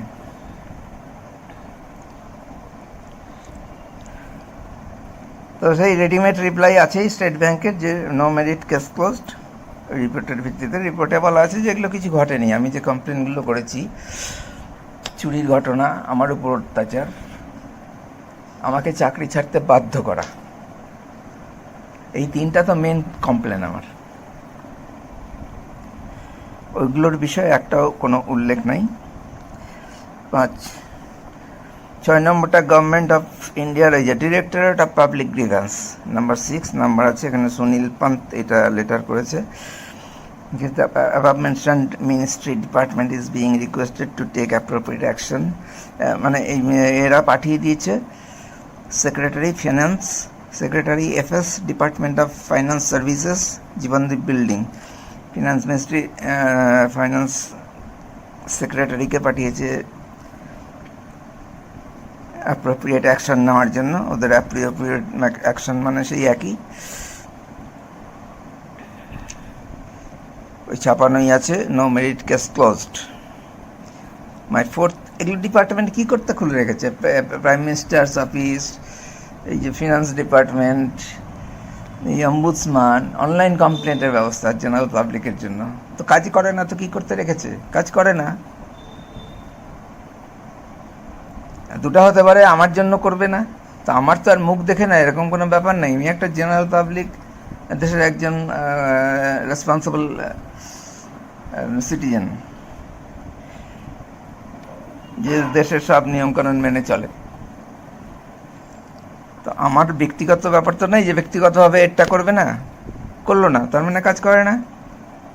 আর 3 নম্বরে একটা আছে এসবিআই এর এগেনস্টে কেউ কোনো কথা বলতে পারবে না। তাহলে প্রাইম মিনিস্টার্স অফিস হচ্ছে সবচেয়ে পাওয়ারফুল একটা ডিপার্টমেন্ট সেন্ট্রাল গভর্নমেন্টের বা পুরো ইন্ডিয়া গভর্নমেন্টের, ইন্ডিয়ার। সে স্টেট ব্যাংকের এগেনস্টে কিছু করতে পারবে না, কোনো কথা বলবে না। ব্যাপারটা তো উল্টো হওয়ার কথা। আমি তো সেরকমই আমার ধারণা যে স্টাফদের সঙ্গে, অফিসারদের সঙ্গে, ক্লারিক্যাল বা সাবঅর্ডিনেট স্টাফ, এদের সম্পর্ক, সুসম্পর্ক, এগুলোকেই ইন্ডাস্ট্রিয়াল রিলেশনের মধ্যে ফেলছে। তো ইন্ডাস্ট্রিয়াল রিলেশন তো খুবই খারাপ। স্টেট ব্যাংকের মালদা ব্রাঞ্চের চিফ ম্যানেজার, ক্যাশিয়ার ম্যানেজার সহ সব অফিসারই আবার আমার এগেনস্টে ডাইরেক্ট ষড়যন্ত্র করলো চোরের সঙ্গে, এবং আমাকে অত্যাচার করলো ডাইরেক্ট, যেগুলো মানসিক নির্যাতন, হুমকি দেওয়া, রিভলভার দেখিয়ে ভয় দেখানো, তারপরে মিথ্যা অপবাদ দিয়ে অভিযোগ এনে, মিথ্যা অভিযোগ এনে, যেগুলো চুরির সঙ্গে সম্পর্ক নাই। চুরি যা সেটার উপর না হলে মানে বানিয়ে বানিয়ে অপ্রাসঙ্গিক অবান্তরভাবে অনেক অভিযোগ আনছে, সেগুলো ভয়েস রেকর্ড আছে, তার মধ্যেই তো আছে।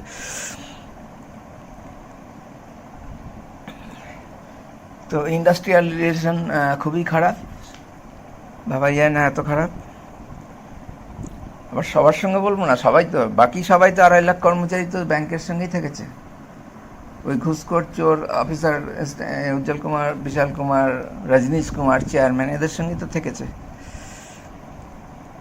বলা যায় যে ইন্ডাস্ট্রিয়াল রিলেশনে একজনের ওপর সবার প্রতিহিংসা চরিতার্থ করা কোনো কারণে, আমি জানি না কী কারণে। এটা 27শে সেপ্টেম্বর 2019 দিয়েছি।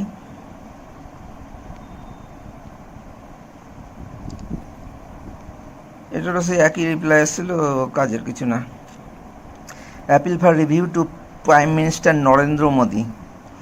প্রাইম মিনিস্টার নরেন্দ্র মোদীকে 14/10/2019 আমি ইমেল করে আবার রিভিউয়ের আবেদন করেছি। Honourable prime minister Narendra Modi, যে নরেন্দ্র মোদীর অ্যাড্রেসটা পেয়েছি, নরেন্দ্র মোদী 1234@gmail.com। এটা করেছি 14 অক্টোবর 2019। এটাতে কোনো রিপ্লাই পাইনি। 7A, এখানে যে 7টা দিয়েছি, ইমেলে রিভিউয়ের আপিল করেছি সেক্রেটারি ফিনান্স ডিপার্টমেন্ট আর IR। ওই এটার এই মেসেজটা যায়নি, এই ইমেলটা যায়নি, একটা মিস্টেক হয়েছিল আমার ইমেল আইডি লিখতে, সেদিনই করেছি। 27 তারিখে ছিল, 27শে সেপ্টেম্বর 2019, 7:24।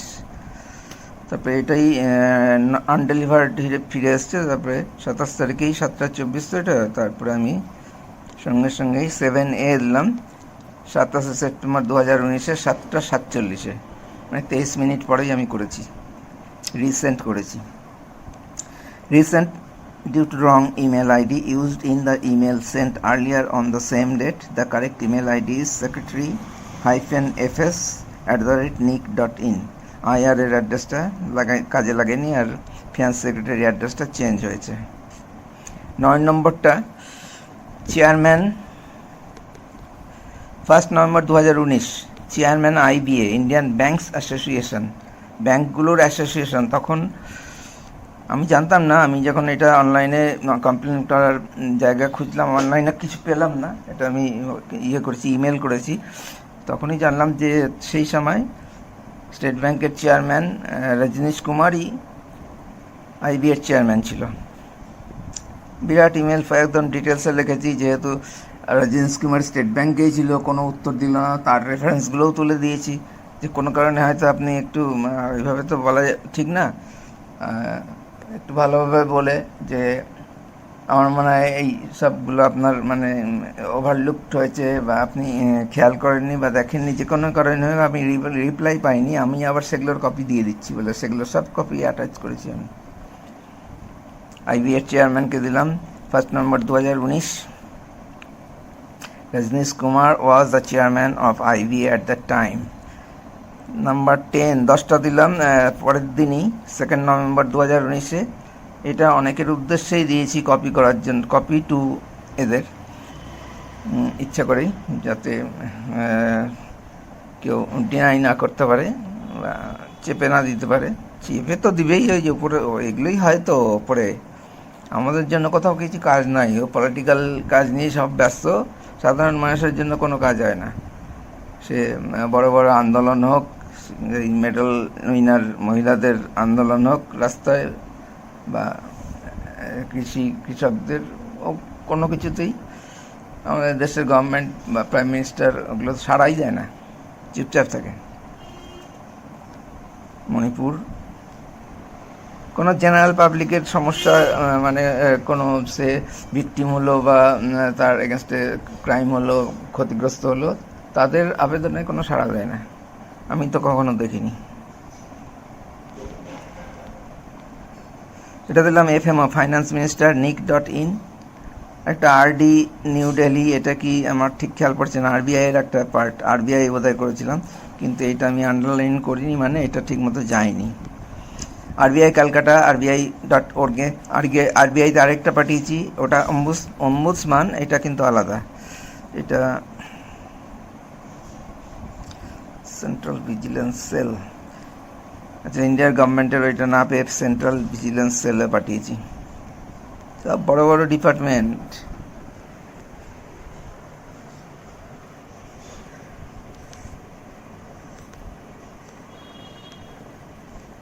কিন্তু সাধারণ মানুষের কথায় অভিযোগে এগুলো কাজ করে না।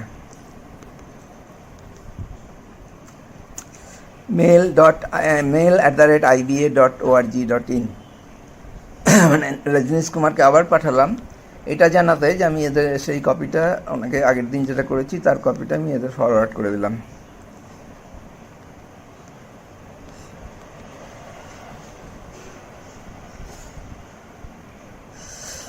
Forwarded to Finance Minister Nirmala Sitharaman, RBI Kolkata, IBA Chairman Rajneesh Kumar attaching complaints to SBI Chairman dated 1/11 আগের দিনের গুলোর সঙ্গে।